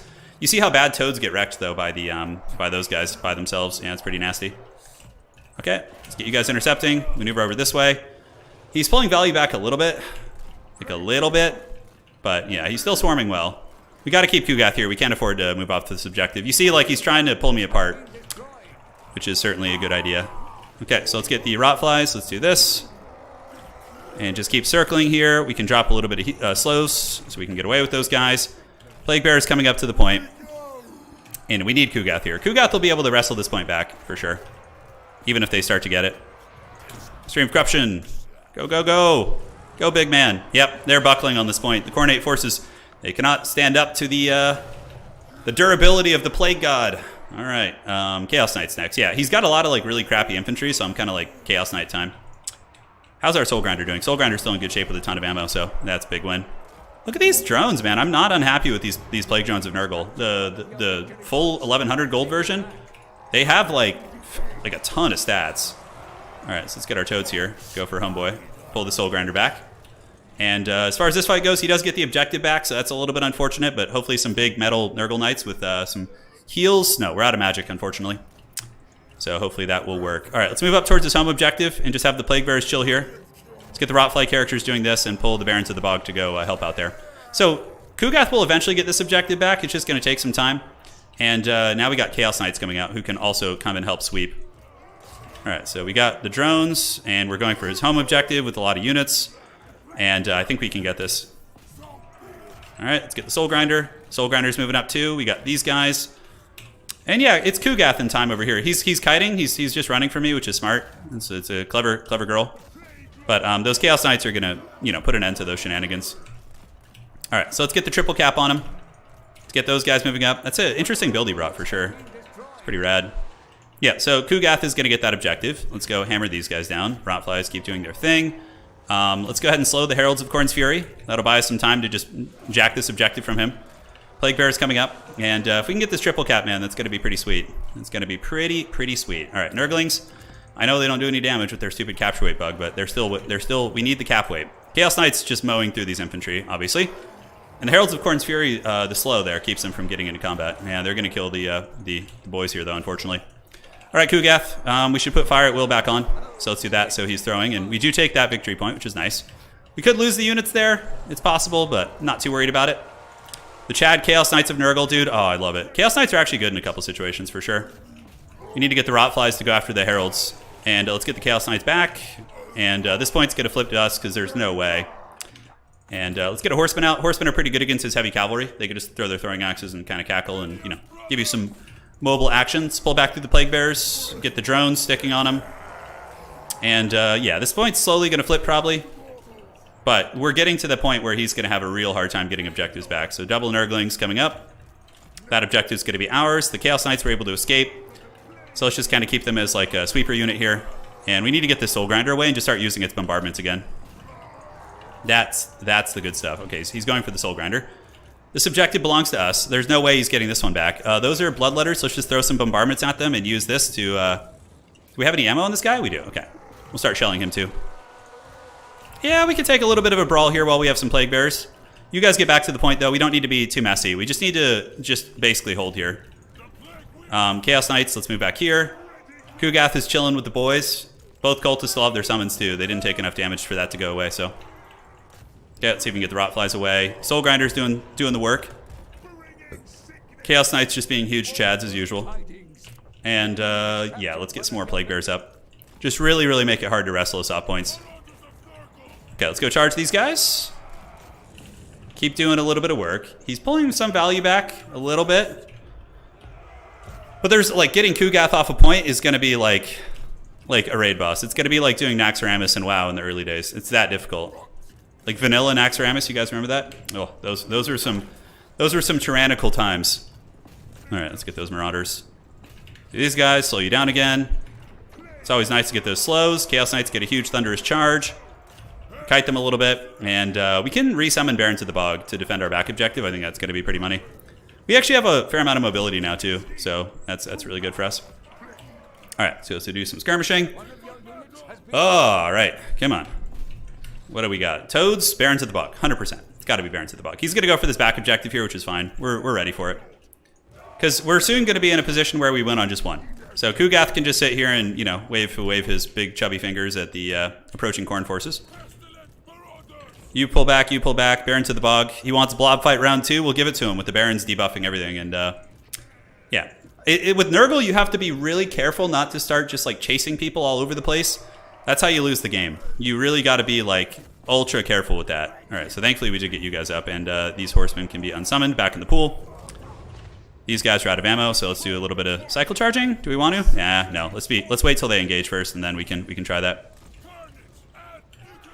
All right, so looking good here. Big man, I could, like, start moving Kugath over to, yeah, the cultists. This is probably where the fight for the fate of the game is going to take place. Barons of the Bog have arrived, so this is where it just gets really ugly for him. So let's get Barons on you guys and get a full Chaos Knight charge on the Heralds of Khorne's Fury. And more Plague Toads. Yeah. So our guys should win that fight. We'll leave Kugath here with the 2 Nurglings and take the Cultists over. That's like one of the biggest skill sets as it pertains to playing Nurgle, honestly, is you have to just like not go too crazy with sending things like in panic responses. Yeah, we could go for his back objective too, which actually probably isn't a bad idea considering how he's sitting. Just have Kugath stay there, and we're holding on to the point. Barons of the Bog doing well. Are the Marauder Horsemen... What else is not fighting here? Marauder Horsemen and Barons of the Bog. Okay, Barons of the Bog need to get engaged a little bit more. Yeah, they need to pile in there. Okay, some more Toads have arrived, so hopefully we can get some routing on these guys. We got the double Cultist moving in, and we're going for his back objective, although I think we could just win on one at this point. I'm not sure. Yeah, we'll see how this blob fight goes, though. It looks like he's going to flip it, which is making me a little bit nervous. I'm pretty sure I still win on just one, though. I'm pretty sure I do. Okay, so let's get Plague Bears coming up. These Plague Bears have earned some serious chevrons. And we got Kugath rolling up. He can help those Nurglings out. And these Knights can go around the side. That push actually doing a little bit of work for him, huh? Let's get you guys sitting here. We get some routes going in. The Cultists should be able to help get that back eventually, too. Barons of the Bog are doing great. Okay, so let's go for his back point, just to be safe. Keep the Chaos Knights to defend this one. And we have Fecundity, so let's pop that here, just for the fat heals. Get Big Man back, and yeah, we might be able to steal his back objective. The Chaos Knights will anchor that one very well. Anything small that goes for him. I'm pretty sure we win on just one, but it's still, I don't want to, you know. Yeah, I'm not sure. Okay, so Nurglings are on their way. Unfortunately, they're going to get feasted on, which is taking a little bit of pressure off this. Did we send Kugath there? Did we? I don't know. Let's get some Toads. This one's like slowly kind of coming back to us, I think. Slow being the huge keyword here. Let's get the Chaos Knights. Let's do this. Nurgling's going to get massacred there, so yeah, we gotta try something different. He actually had a lot in reserve there.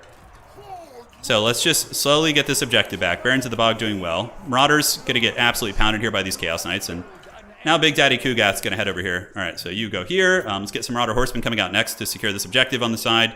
The Nurglings are threatening. You know, they're waving their little Nurgling fingers and, you know, causing some havoc.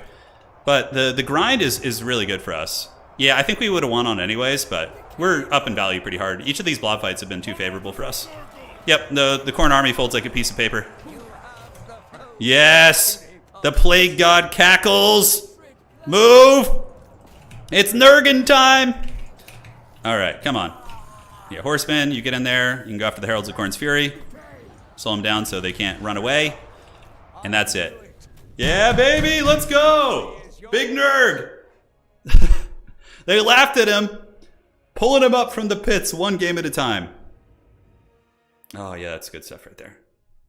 So, his build was actually kind of scary. Those cavalry didn't do bad for him. Like it's designed to kill wide infantry, right? Like Nurgle infantry would get butchered by these guys, especially Plague Bearers, because they do magic anti-infantry damage. It was a really cool build. Definitely caught me off guard, but we managed to win a couple of those blob fights, which was good. So, yeah, GG, well played.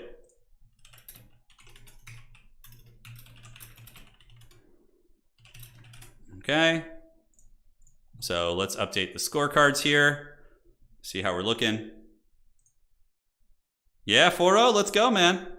So that guarantees us a spot in the top 4. Although my hands are starting to hurt, I'm like regretting it now. I'm like, I wish I hadn't made them both best of 3s, but we'll get there. We'll survive. Okay, so that is going to be Nurgle. I'm just reporting the scores right now versus Khorne. Nurgle versus Khorne. Yes, there we go. Dude, the big Nurglewins, man. Yeah, the Rotflies were pretty good too, I felt. And he nurged all over Khorne, yeah. All right, so Kark is undefeated. Hadri's is undefeated. So we have our more or less our top 4 is coming into a picture here. Undefeated tyrant. Sounds good. Sounds good. All right, so checking here. Okay. Sure, man. For your opponent. So someone said they're having some connection issues. So outer region, is your opponent lagging or are you having some issues here? He says, call Harmon. Are you playing call Harmon? Oh, okay, sure, sounds good. Okay, so we will drop you for Poland. There you go, all done. And now we just kind of wait a couple minutes and we see how this goes. Yeah, go get some tea.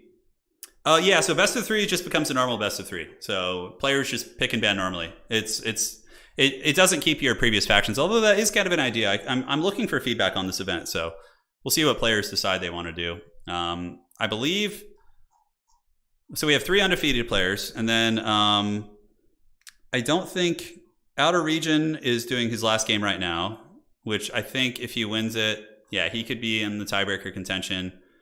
Romulan Dog, let's see how he's looking. Okay, he's not going to be in the tiebreaker run. Am I rolling? Yeah, we are, man. We are. I think score will be 12 or 13. So you...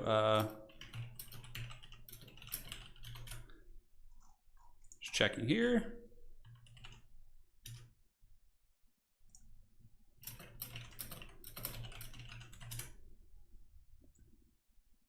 Maybe I'm missing something.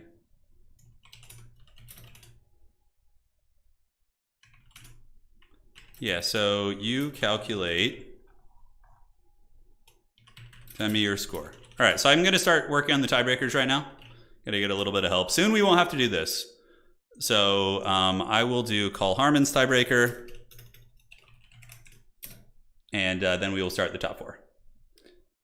Have people play the thing they're not familiar with would be nice. I know it would be kind of that would be good for me because I'm one of those like jack of all trades kind of players. Like I loosely know how to play every faction.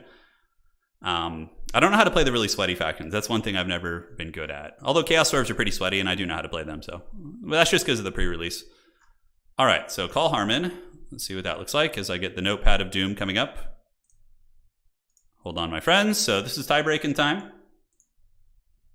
Yeah, Richard. Oh, I agree. I agree. Yeah, I do agree. All right, so call Harmon. How many A's does he have in his name? Oh, it's Carl Harmon. Oh, I've been getting that wrong the entire time. All right, so he played Trusty. Trusty, I think, is still in a game right now. Of course, he's still going. Okay. 12, I started calculating from the bottom with pink. Okay, sounds good. Yeah, Subutai, thank you. Subutai is going to help with the calculations. Subutai is a super strong tiebreaker, geez. Let me check his. Subutai versus Takoyaki, which was 3. I'm just going to double check it. And because that could just seal the deal there. In round 2, who did Subutai play? Oh, and Hadries? Yeah. Okay, so that's a strong tiebreaker. And then he played Prussian Prince. Prussian Prince coming in with, let's see. Prussian Prince. I think Prussian Prince was 2. And then he played the Catholic alcoholic here.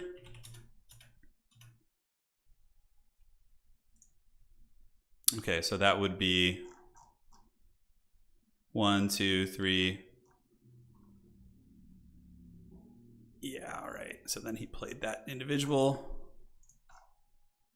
Has 1, and then he lost this one, then won that one, and then lost that one as well. 4, 6. Okay, yeah, it looks good. Yes, you are 11. All right, so Subutai's at 11 on the tiebreaker.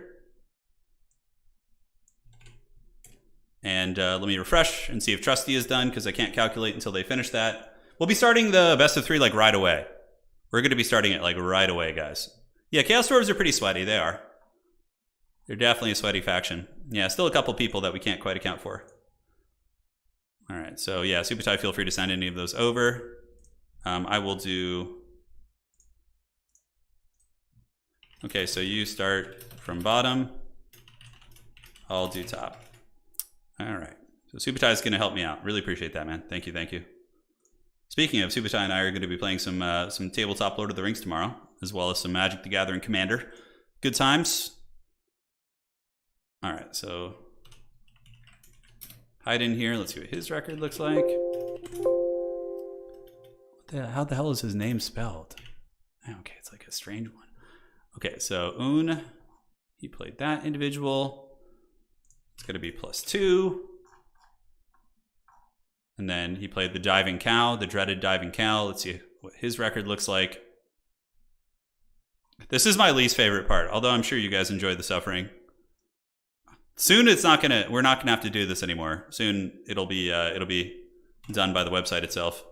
Power of technology will be into a new age here. So it's gonna be 0, unfortunately, so not the strongest tiebreaker there. And then the first game is going to be against Grom Barindel, the Sons of the Mountain. He's got 2, so that's going to be 6 for you. All right, perfect. Hey Seth, thank you. Televise those matches. Which matches? We're going to be doing the best of 3. I'm playing it. Yeah. The other side will just play at the same time. I have an Atraxa deck, the Praetor's Voice, and then I have a Old Stick Fingers, I think is his name. He's like a green-black reanimator deck. Yeah. Yeah, Nurgle got the job done. It was a close game, though. It was definitely scary. Okay, so checking Arin's tiebreaker. Okay, so Arin has Kark, which is 4. And then he had a buy round, which is going to be 1. Plus Roflin, which I believe he dropped from the event. It's 1. And then his last tiebreaker is going to be... It looks like it's going to be Subutai based on what I'm seeing here. 2, so 4, 5, 6, and 8. So 8 for Arin. Subutai has 11. So far, he's got the strongest tiebreaker. Pink has 9, according to Subutai, which is great. Oh, it's so nice when I'm getting help with this. I'll do Takoyaki real quick. So Medley, let's see what Medley's score was. Almost done with the spreadsheets, guys. 2 plus... Outer Region's like, I ain't gonna make it. It's okay, man. You had your sweet win the other day, you know. You definitely have had your sweet win. Okay, and then we got you, MO. Trying to find you someone in the pits here. Where are they? Where are they? Saturday tournament day. Okay, so 0. So that pretty much disqualifies you. Even with that, it would only be 8. I'm pretty sure it's just Subutai. Yeah, and then we got Charix. Let's see what Charix has got. Charix with Ghoul. So that's going to be 2 for you. Charix winning our most recent faction war with the Wood Elves. We'll be having another faction war soon, by the way.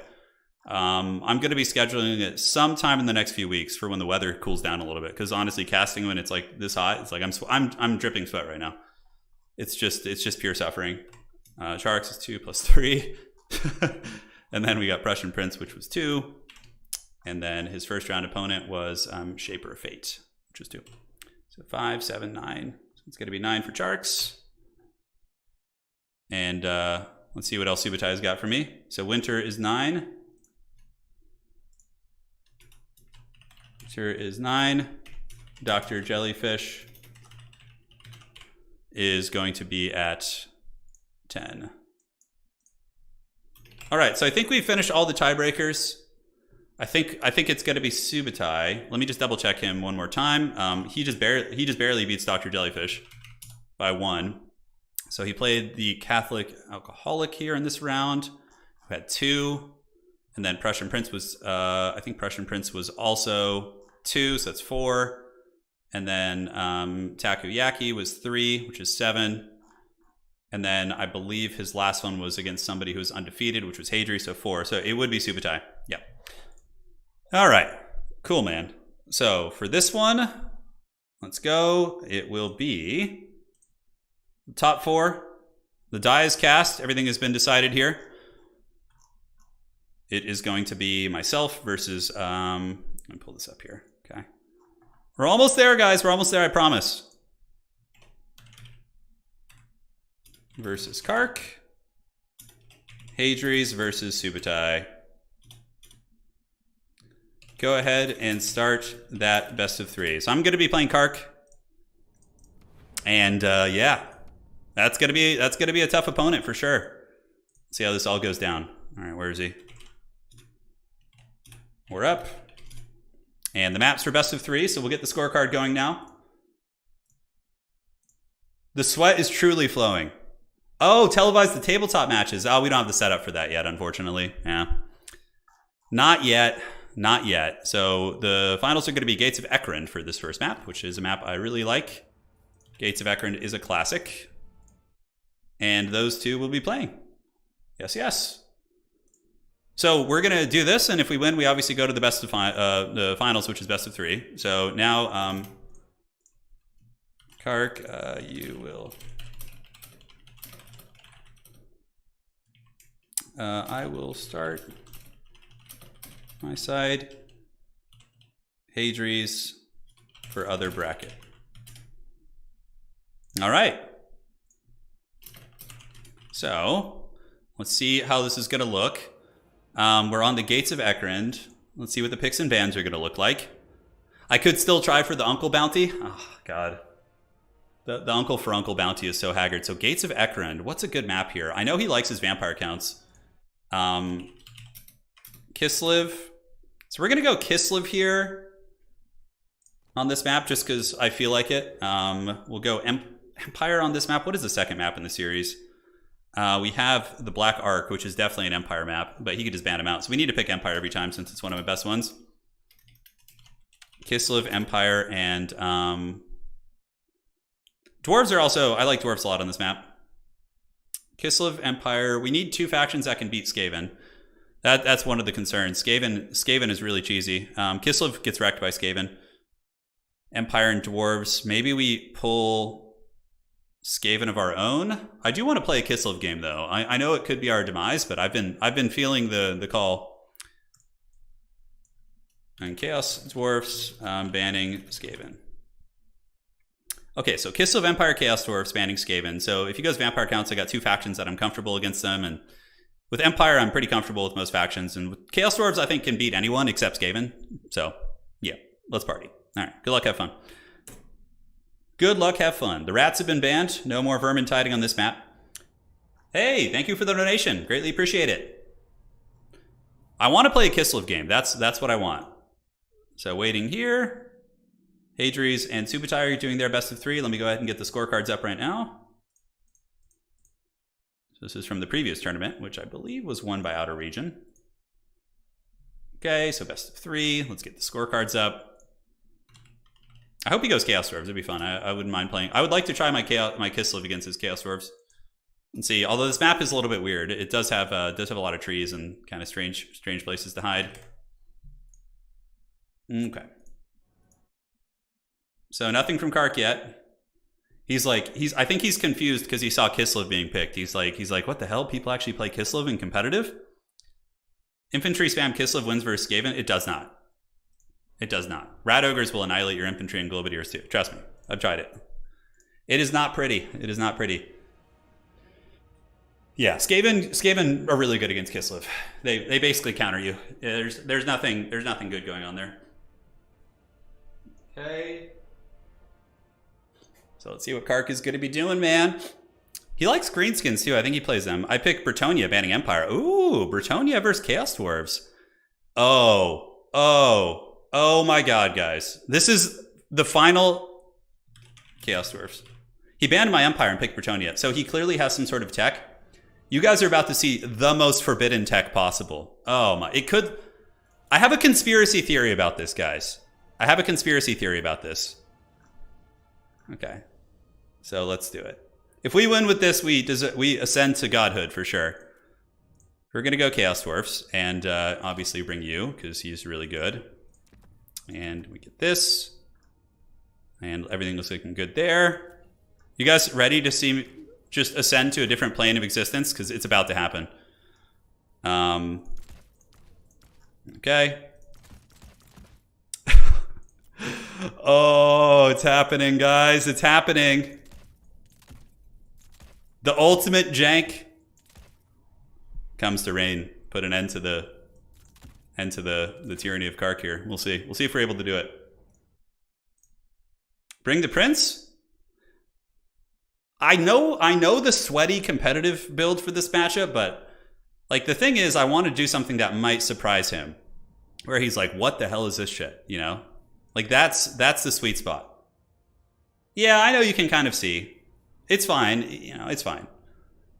It's mainly just to make it like you'd have to look a little bit more to see what I'm truly picking, yeah. Okay. Death Freakers are pretty bad here. Dude, we're ascending to another plane of existence with this build, I can assure you. The gods will weep when they see it. I don't know if it'll work, because Kark is literally one of the best players in the world, so... if it works against him, I've had success against other very good players with this build.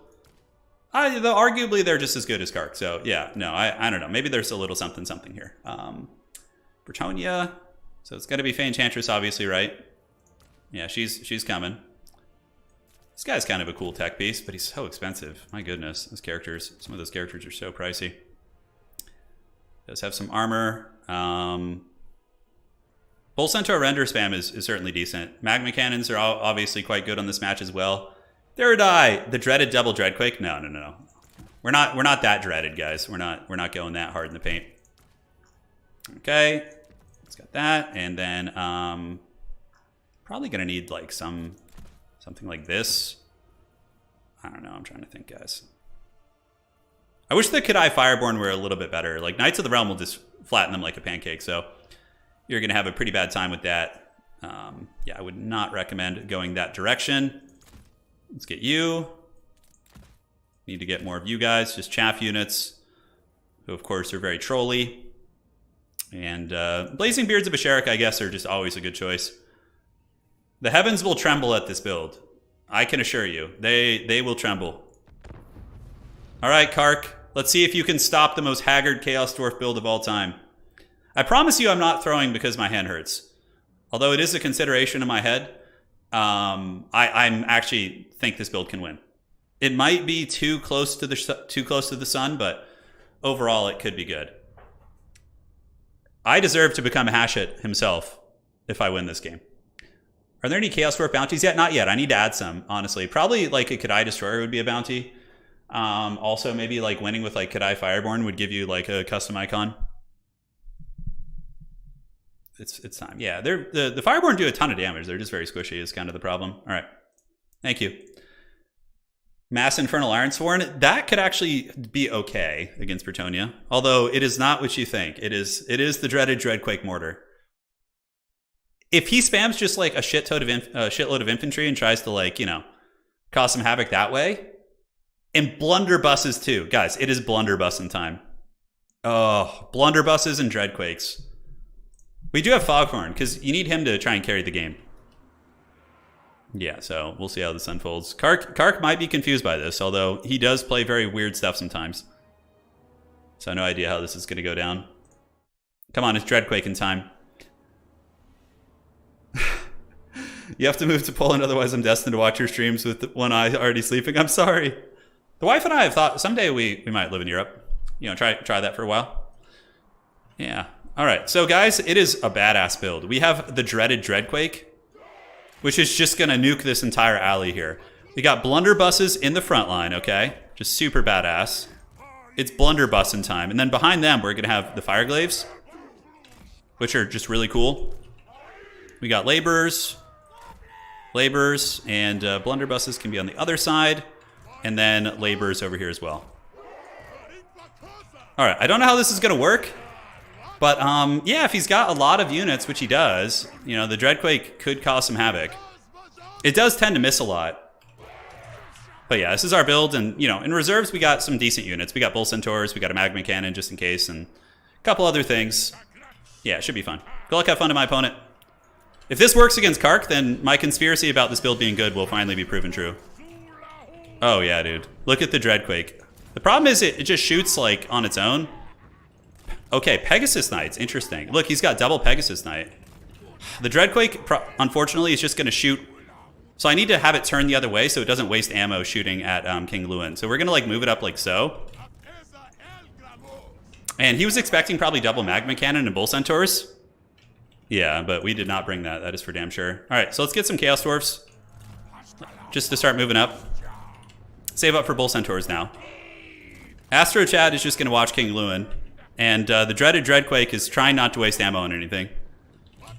You say we have a caravan army? A little bit, isn't it? Yeah. He's going to be doing some flanking. He's going to be coming after the Dreadquake. But we're going to have Fireglaves and Foghorn and also a Bull Centaur, which we're going to hide in the trees, most likely. Okay, it's time. What is that? Men-at-Arms? Okay, let's just start nuking shit. Who cares if it's peasants? Okay, fired one shot, so let's switch on to the other one. Oh, the dreaded Dreadquake. Kark is definitely shaking in his boots right now. Okay, so we got a big flank coming around. Let's take one of you guys. And keep the Fireglaves back there to guard. Everyone else can kind of advance. Foghorn is nearby, and we'll be summoning in a Bull Centaur render here soon. Oh, it's Chorfin time! Okay, let's get you up on the objective. Blunderbussin', laborin', and yeah, he's coming. But we got the Fireglaive, so I'm feeling pretty comfortable about it. The Dreadquake missed, but you know it's really sending a message for sure. The blunderbusses will immediately start crumping. Foghorn's back here, and we're about to get some Bull Centaur renders. All right, so how are we looking here? Let's go ahead and shoot. Let's go ahead and shoot. Let's get you blasting here. Let's get you guys shooting right here. You guys can go here. Oh, the Dreadquake! Oh, it missed. It's okay. It's sending a message. Okay, he's got to be coming around the back now. Okay, so we got the Fireglaves. And let's go ahead and blunderbuss you guys. Let's shoot here if we can. Let's get some of the Chaos Dwarf Warriors helping out there. And yeah, he doesn't want any piece of that. He doesn't want any piece of that. Okay, so let's get laborers heading over this direction. We got more shots coming down. And yeah, we're just kind of hanging out for now, guys. Foghorn Leghorn's here. He's ready. Yeah, we have the guns, which should do some good work. Looks like the blunderbusses have been able to kind of force them back. Let's go ahead and get you guys going here. And the dreaded Dreadquake hasn't been hitting too well so far. It's definitely been struggling a little bit. Let's do this, and we can just kind of save for now. So here they come with some of the Pegasus Knights, looking good. And you can see how the guns are trading reasonably well. He's not getting a lot of damage against us. Oh, we just got another big shot right there. Hell yeah. That's what I'm talking about. Okay. So Bull Centaurs, pull back here. And Foghorn, go after these Knights Errant. You guys blast here. How are we looking? Yeah, not bad, not bad. All right, shoot at these guys over here. Oh, we got Battle Pilgrims, okay. So Battle Pilgrims is what we want to be shooting. Whatever, you know, whatever we can, basically. He actually decided to attack here, so he's going in against the big boys. Yeah, some nice cavalry charge micro. Get you guys doing this, and yeah, the Dreadquake's, it's quaking. It's certainly quaking time. And now we're going to farm a lot of his stuff in the backfield as he does dive the Dreadquake Mortar, and we get another Bull Centaur render coming in. So, yeah, definitely going to be good. All right, so you guys shoot here. The Blunderbuss is unfortunately a little bit trapped up in combat. Let's get the Chaos Dwarf Warriors here. Pull you guys around this way. We do have a Flamestorm target, so let's go ahead and pop that like right here to try and kill those Battle Pilgrims. And now it looks like he's going for some sort of a fight here, but I think we just win this fight in the backfield, 100%. Okay, so here comes, yep, should be good. We can summon some Hobo Goblins out of reserve. Keep trying to pick you guys off. Flamestorm did some nice work. Let's get you guys up on the point here. And we need to summon those Hobo Goblins out of reserve, like I said. Okay, let's go here. Let's get Foghorn Leghorn here. You guys blast, and you Bull Centaurs just keep protecting here. And you guys keep blasting the Bretonnia Knights. Yes, yes, yes. Dreadquake Mortar needs to shoot some good targets if there are any to shoot. Battle Pilgrims over here, it's outstanding. And how's Foghorn doing? Let's pop his items. Yeah, we're getting some okay damage. It's a little bit messy. A little bit messy. Okay, so yeah, the Fireglaves are doing great. Hobo Goblins will help us finish off a lot of these threats. And we are actually threatening his home objective a little bit, which is nice. Come on, oh, get that caster. Get that caster, that would be money. All right, Dreadquake, where are we shooting next? Shoot these Knights of the Realm, screw it. Screw it. Shoot them, do it. All right, pull them back. We're up in value a little bit, but not by too much. I think it might not be a bad idea to send some like laborers over here to like threaten that at some point. We do have the Fireglaves, which of course are great in combat here. And the dreaded Dreadquake Mortar is trying to shoot what it can. Yeah, he's up on points pretty considerably though. And these Chaos Dwarf Warriors need to go here. Let's pull these Fireglaves back.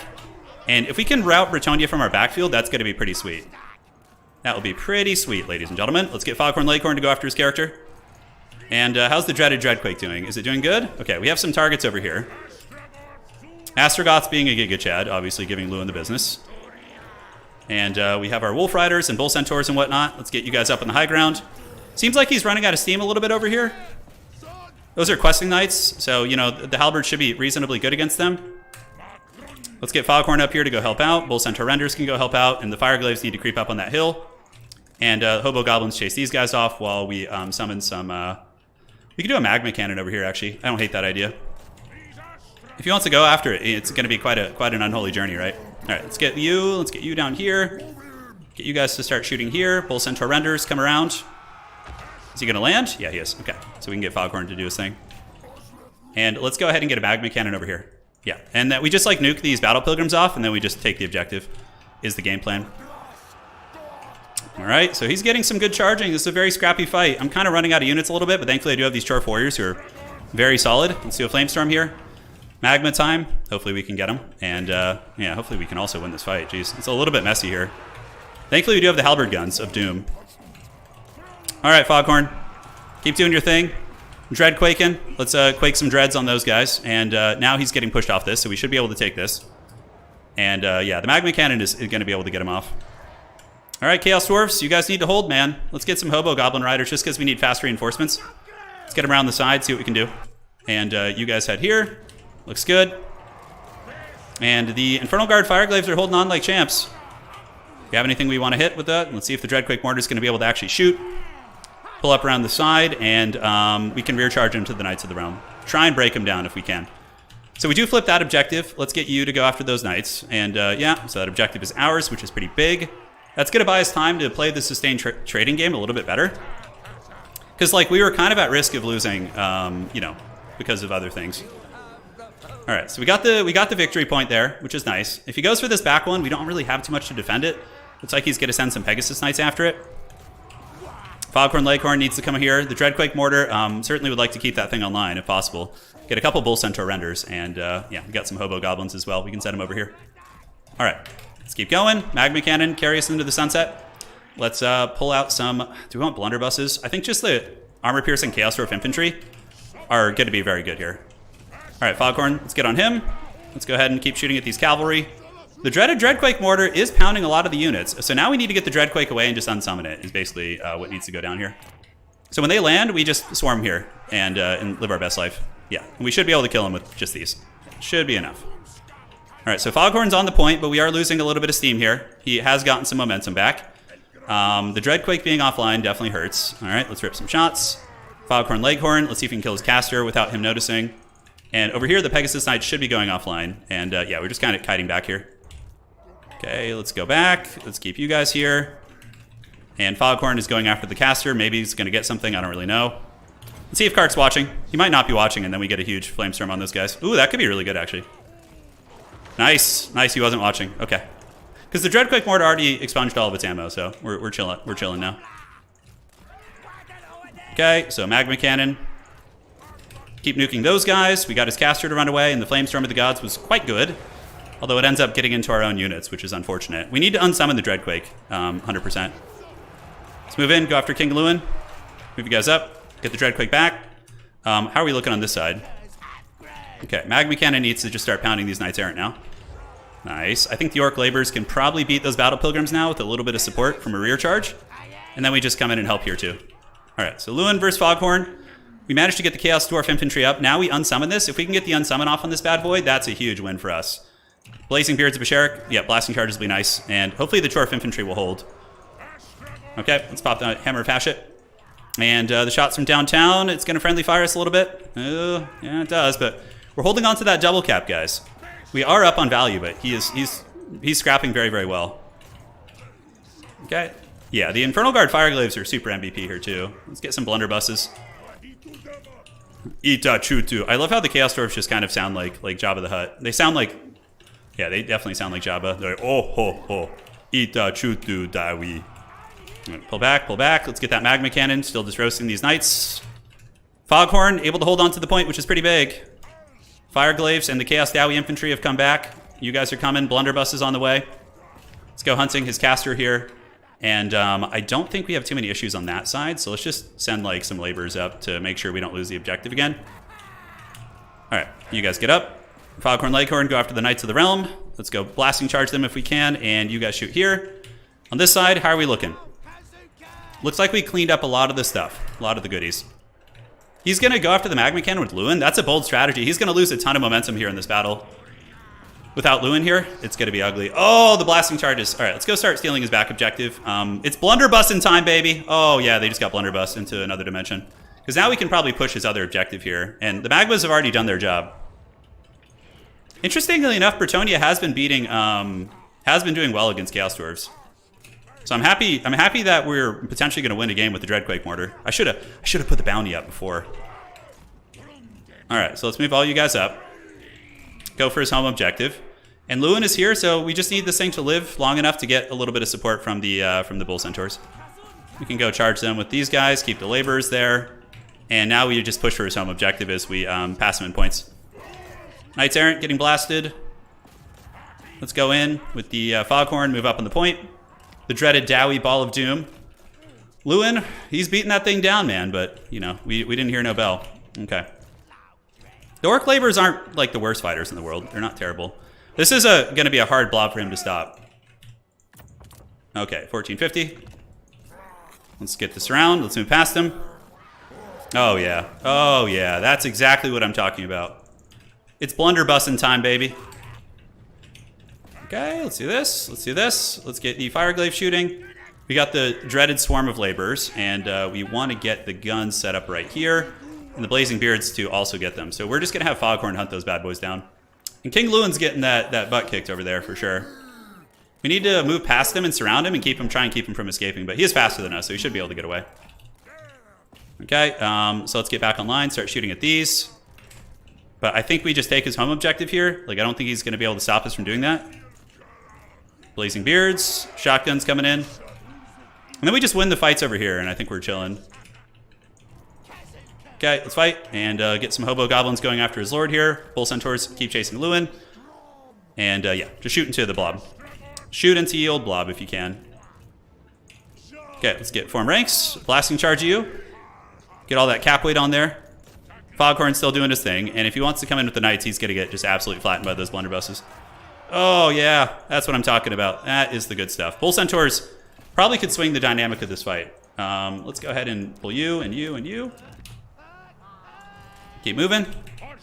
Dude, the Dreadquake! I'm telling you, it can win games. Resummon the Dreadquake, that would be a true flex, but Kark is too good of a player for me to take lightly. I wouldn't want to risk that against him. That could be a potential throw, right? Ita chutu bretonnia. Oh. Dude, I love the blunderbusses, though. I think they're great in this matchup. Like the basic blunderbuss. Do that Flamestorm. I mean, it's only like 100 value because those are just shitter peasants, but you know, it is what it is. Okay, I don't think he's got enough time to come back. We're up on value. GG. Woo, we got it, baby. Old man still got it. Let's go. Even with the Dreadquake. Even with the Dreadquake. Let's see. Hey, 1400 value, you know. We unsummoned it. His build was designed against magma cannons. See? This is the value of bringing weird things. Because the Pegasus Knights, the Goon, the Magmas, and Bull Centaur spam, and then I don't have any Magmas or Bull Centaurs in my opening army. So using the weird tech, the forbidden tech. The blunderbusses were cool. I almost wonder if just more Fireglaves. One Bull Centaur did really well. I'm really impressed with the Orc Laborers too. GG, well played. All right, so what's it going to be? That's one here, best of 3. All right. Let me stretch out the hands. Ita chutu bretonnia. Oh. My hands are starting to hear a bell for sure. 400 kills equals 1400 value. If I do manage to win this series, I might ask my opponent to just play offline like in the next day or two, just to spare my hands because I'm pretty beat up right now. But if they can't and don't have time for it, then I'd be happy to just suffer and finish it. But well, the Goblin Laborers are going to get kills because they're fighting peasant mobs. So, you know. Yeah, they're fighting peasant mobs. I'm telling you, the Dreadquake, though, can get good value. If he... In some games, I've had it get direct hits on, like, heavy cav units and just wipe them out. The blunder... I don't think so, Harley. Yeah, I don't think so. All right, so map number 2 is going to be... Black Ark, which is my Empire. That's exactly what we wanted. For Sigma! For the Emperor! Empire versus Vampire counts would be sick here. It'd be fun. That would be really fun. So now it's time for his picks and bans. Subutai and Hadri's playing it out. Subutai and Hadri's are both good friends of mine, so we could always play this offline sometime. Yeah. Which would be smart. I don't want my hands to fall off. It's been a really good run today, man. We've had some really close games. Yeah, Pale King, I hear you. Yeah, we'll finish this series at the very least. Go take an aspirin. The one thing that helps with my hands is diclofenac, like this like topical gel. That stuff helps a lot. Luminarch is against Vampire count an auto take. Yeah, I think so. You know, they're gonna have at least corpse guards. Worst case, you can shoot at like crypt horrors and all sorts of stuff like that. So, all right. So what's it gonna be? He picks Vampire counts, Greenskins, and Norska, banning Nurgle. He banned Nurgle for real? Okay, so we're gonna go Empire banning. What map are we on? Black Ark, right? Yeah. Okay. So we're going to go Empire banning Norska. I'm happy to play. Empire banning Greenskins. Yeah. All right, so bring it on. Let's see what he's got. Time to bring out the Raging Lunatic Toddy. Yeah. Yeah, someday. Well, my wife's from Poland, so we had talked about, you know, maybe spending some time. It looks like he's going Vampire counts. He's going to go Count Chocula. Burn through the witches and slam. I got a fun build for you guys. I don't know. Is it going to just throw... Okay, let me think about this for a second. I have like a semi-meme build, which actually isn't terrible. Let me think about this. Okay. I dig it, I dig it. It's a nice little opener there.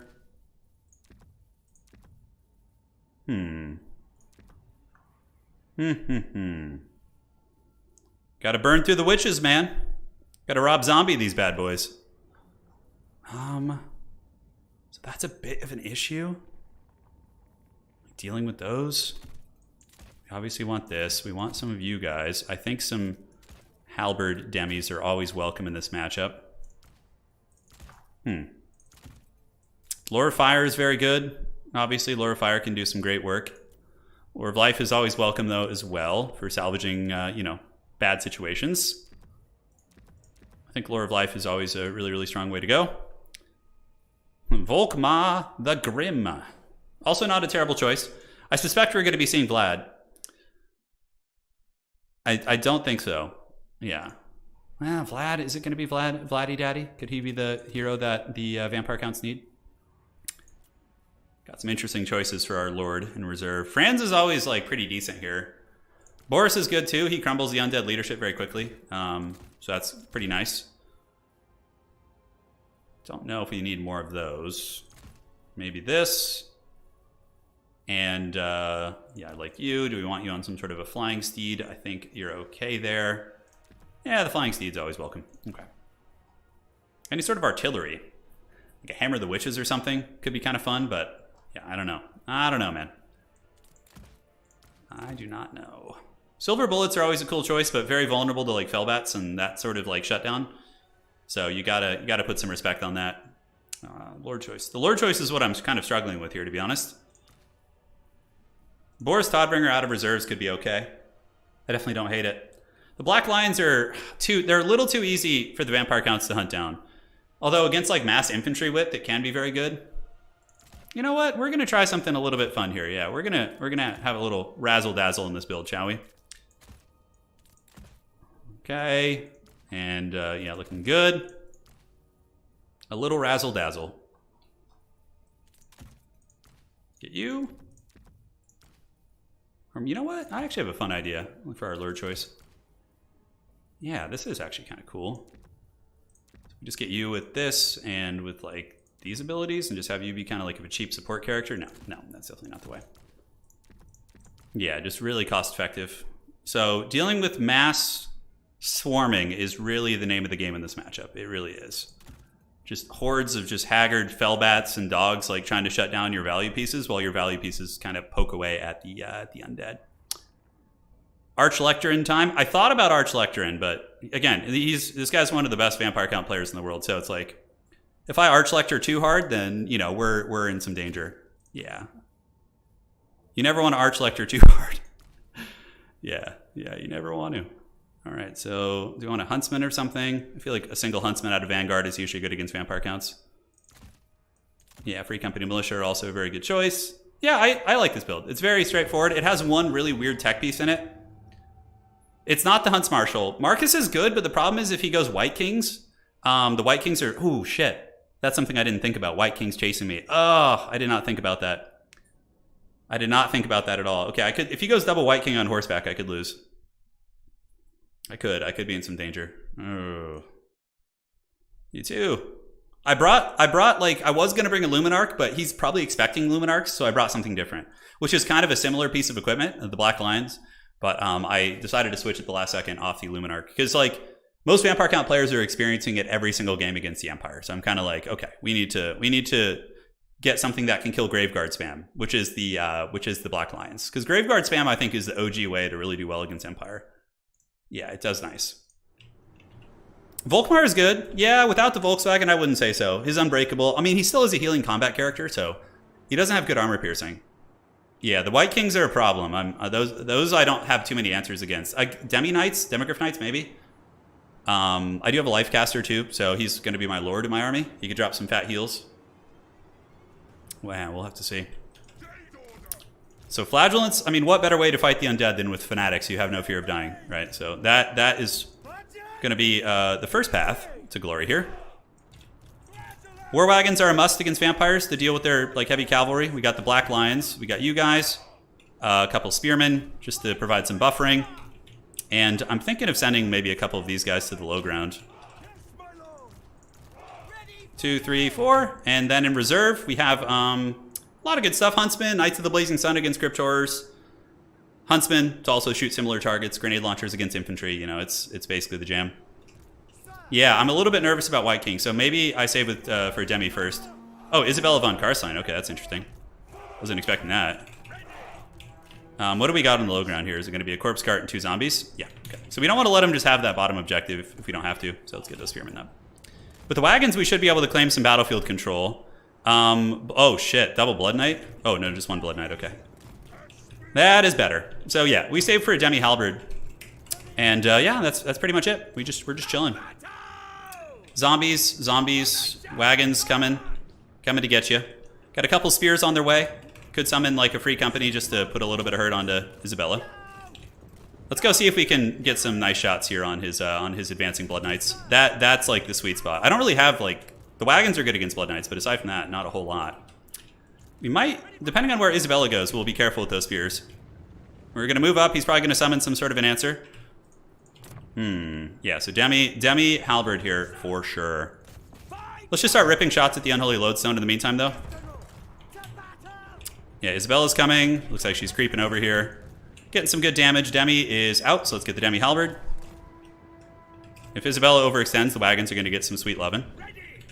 And the cavalry are still creeping around. We're just going to sit back with these guys. Yeah, Isabella getting forced back, and we almost have the corpse cart down, which is nice. He's trying to run with it, which is funny. Let's see if we could actually hit some Blood Knights, though. Alright, so demis are on the way. They'll be here soon. The wagons can start shooting at the Black Knights here, which we want to get some spears up, if possible. He's trying to run there. He's probably going to be able to summon the Dire Pack. That's what's going to happen right now. But if we can even get a couple volleys against those big, expensive... Oh, yeah, look at those ripping shots. Oh, my God, give us another one of those volleys, please. Okay, if he's just going to run with that one, we'll just shoot these ones and then pull the wagons back. Come on, rip it. Rip it, shoot! Shoot! There we go, okay. So now we got to pull back. We can't get too crazy. This objective is not. We can maybe wrestle that. We'll see. Pull you guys back. Pull the Black Lions back. Keep shooting at the heavy cavalry. And now what we can do is pull some grenade launchers down here. And go and just start nuking his infantry off that point while we kind of like trade up top. Okay, let's get you guys to turn around. Start shooting those Black Knights again. Shoot Isabella. And the Flagellant Hordes could move up, but I'm happy to just trade at range for now. Just kind of see how we do. He does have expendable cap weight here, so I think the advantage does favor us. Okay, so Black Knight's coming. Still getting some shots on his cavalry. The Haggard Spearmen of the Gods doing great work. Oh yeah, dude, give it to me, precious. Oh yeah, look at that. Black Knight's getting pounded. He's got his Blood Knights waiting in the wings. You can see they want it. They want the blood. Okay, so Grenade's doing the work of Sigmar on the bottom, which it seems like he's very, very focused on the top, so I think we might be able to just farm some freebies there. Black Knights, yeah, mainly killing his chaff cavalry. But I think we need another heavy cav of our own to deal. He's saving up for something, I don't know what. Okay, let's get one Flagellant to go fight these guys. Unfortunately, the wagons are wasting ammo on that shit, so we don't want that. Okay, so let's get back and summon in a heavy cav unit, which we'll do in a moment, so let's run you all the way back here. And we can move up the Flagellants now, I think. I think it's time to sound the horn. Is there anything here? Okay, we'll just keep popping the corpse cart where we can. Objective might flip, but we need a Knight of the Blazing Sun down here to come and just peel those Fellbats. Yeah, and we might flip this objective. Let's pull back a little bit. Okay, let's finish off that corpse cart. And then we have Flagellants, Flagellants here. Great. Demis pull back and protect. We got these guys, so let's just chill and have them protecting. Wizardman is hanging out.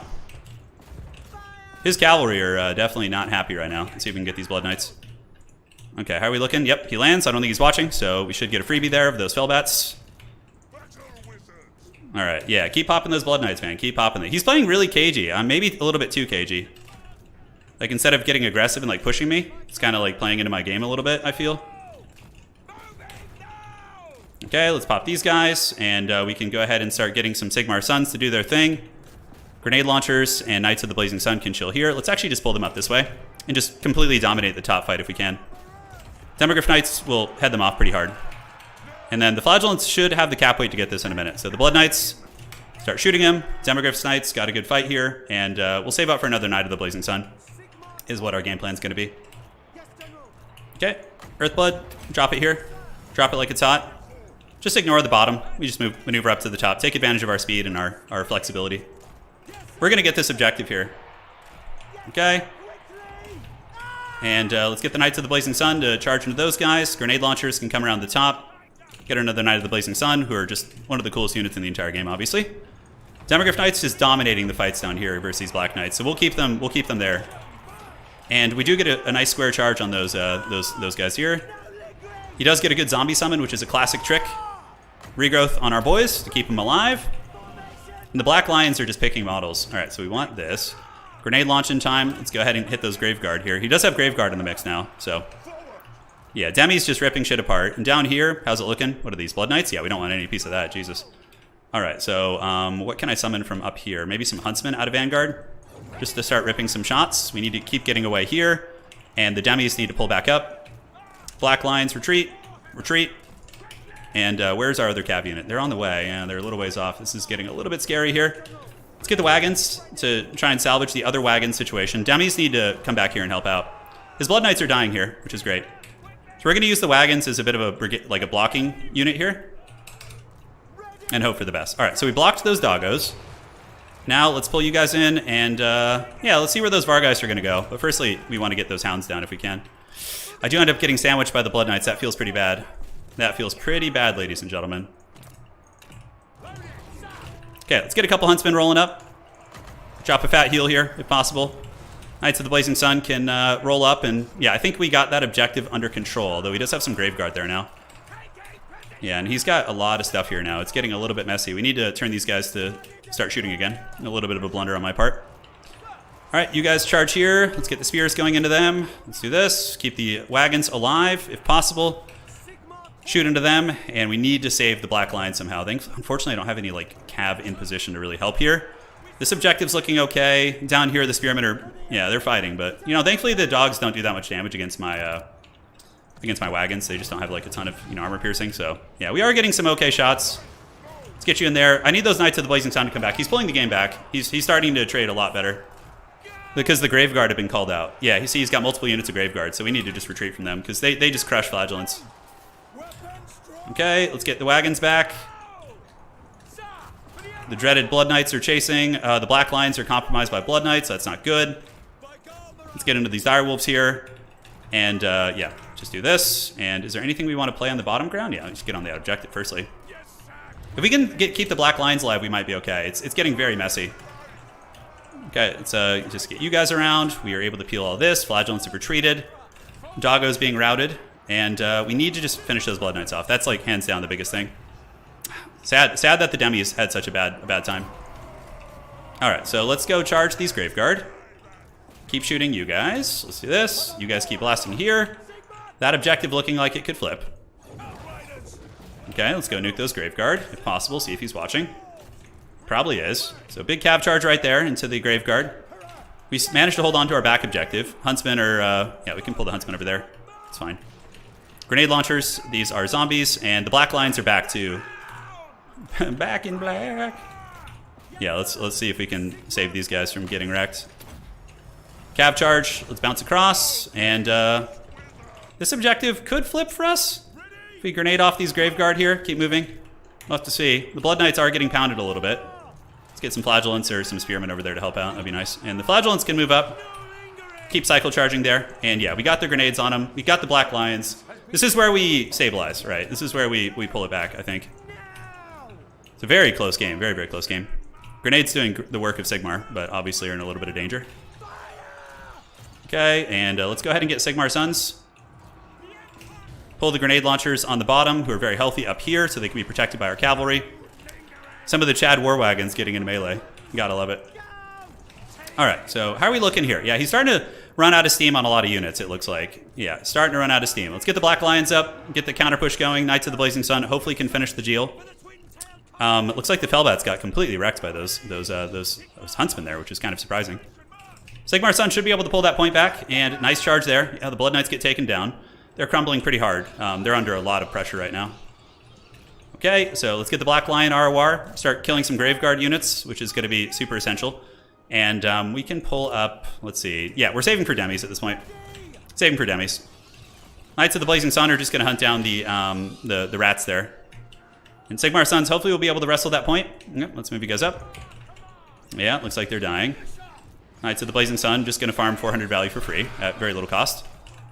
Start grenade launching. So he's just spamming onto this point now, which, you know, could work out for him. I don't know. I think we're okay. Let's grenade launch him. Because the thing is, I think we wrestled this bottom point.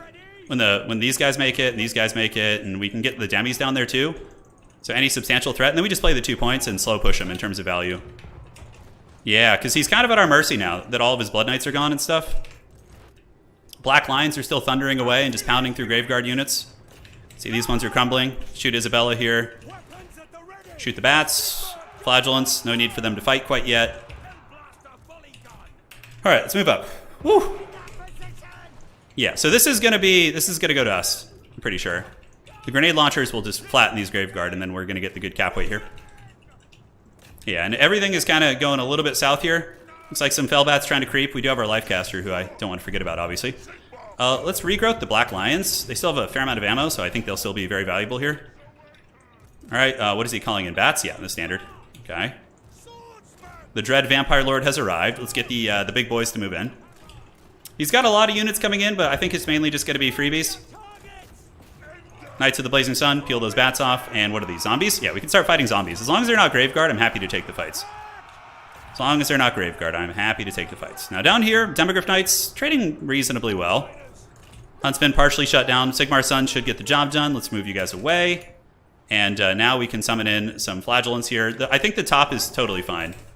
Like, we're going to get the top eventually. Because it would take a long time for those units to make it. All right, Flagellants. Let's keep the Black Lions going after anything of value, like Graveguard. Grenade Launchers of Doom. And the bottom objective is flipped. Yeah, the Demogryph Knight's just going Super Saiyan. Isabella just being annoying. Not going to be too much of a problem. Let's call in the Elector Count. He can go up and fight. All right, okay, Knights. Yep, we don't need you guys here. Let's just get the Knights of the Blazing Sun up and around. Finish these guys off. The Black Lions. Let's see if they can pop this wagon of Doom. And now we just keep grenade launching, basically. Yeah, go up to the top where you have protection. Little heals. Yeah, we have the cap weight here. We got the bottom as well. I didn't even use any of the buff stuff in this situation versus the vampire counts. Like, there's the Luminarchs. I guess Demi Halberds got buffed, but you know, they were honestly fine before in this matchup. And these are what, zombies back here? Yeah, we could just like probably charge them. Let's get here, get some cap weight. Our casters here. Black Lions are just thumping, dude, just absolutely thumping. Okay, let's move up and let's do this. Summon the Elector Counts. Summon them. Okay, what do I have out of Vanguard? I think we just Knight of the Blazing Sun. So the wagons have good capture weight, actually.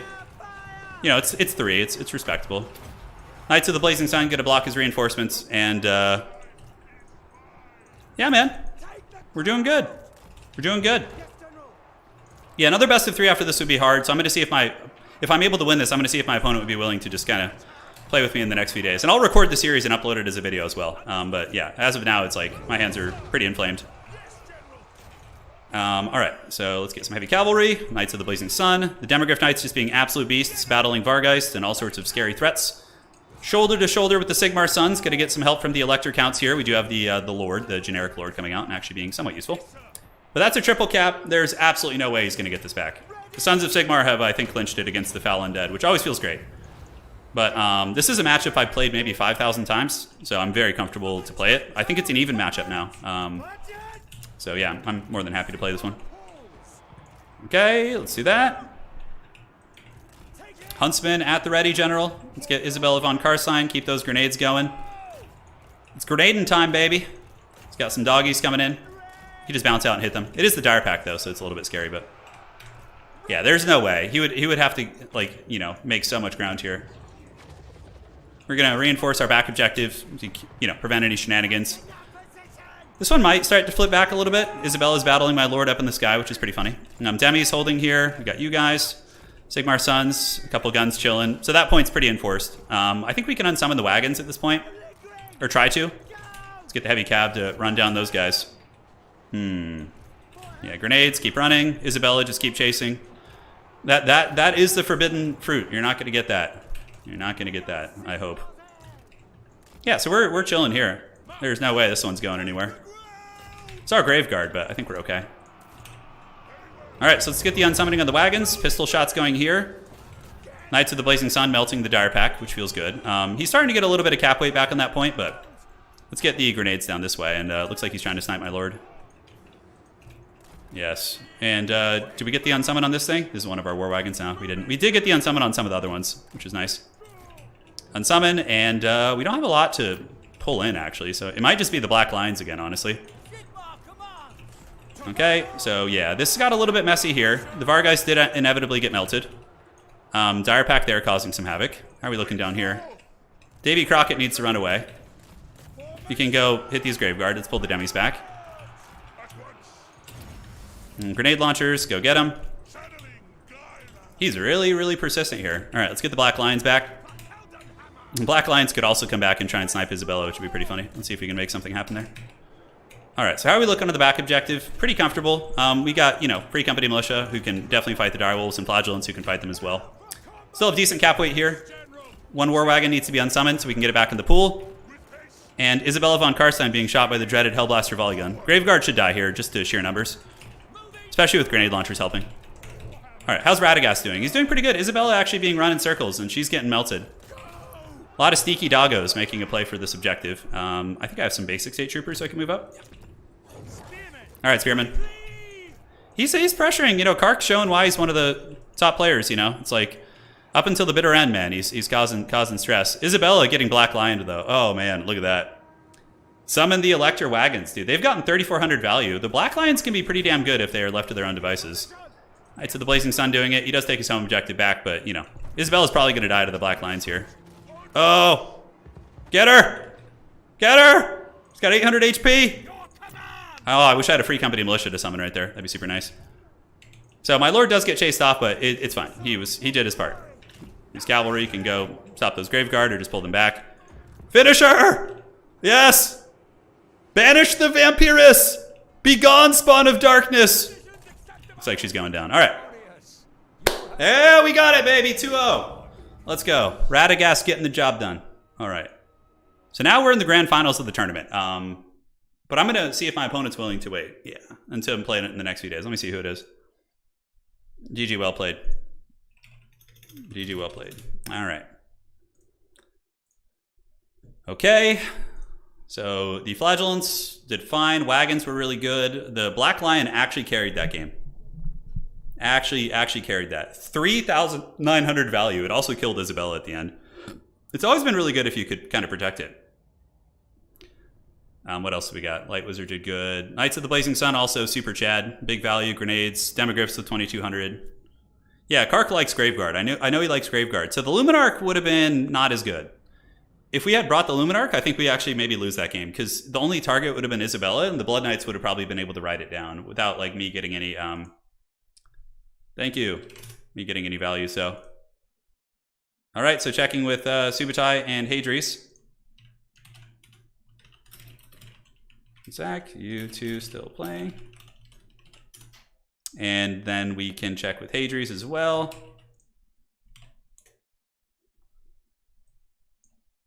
All right, perfect. So, GG, well played. Hopefully you guys enjoyed that one. That was quite a bit of fun for sure. I will probably play this game in the next like 2 days or so, and we'll get that all squared away. But I just want to thank you guys all for joining. Yeah, I shouldn't play another best of 3. They're pretty pissed off. It's like borderline an issue. So I'm just going to take it easy for now. But ladies and gentlemen, if you enjoyed the stream, do drop a like. We'll be back sometime, probably Monday, Tuesday, Wednesday, maybe Tuesday. But I will be recording the grand finals of this. I probably won't live cast it so I can actually focus. I do play worse when I'm broadcasting. So yeah, I'll record it and put it up as videos. I'll just do it as like a single video series or something like that. Or maybe just put them up individually. Depends on how we do it. So guys, thank you all for joining. If you enjoyed the stream, please do drop a like. Helps out quite a bit. And that is going to be it for today. I'm going to rest it up, and the grand finals of the tournament will conclude soon. But I think that's a good solid spot to kind of end on for today. Take care, my friends. See you on the other side. And that is going to be it for tonight. Sigmar blesses Ravaged Body. Yes, always. Take care. Good times. A lot of fun stuff on the horizon, guys. A lot of fun stuff. Adios.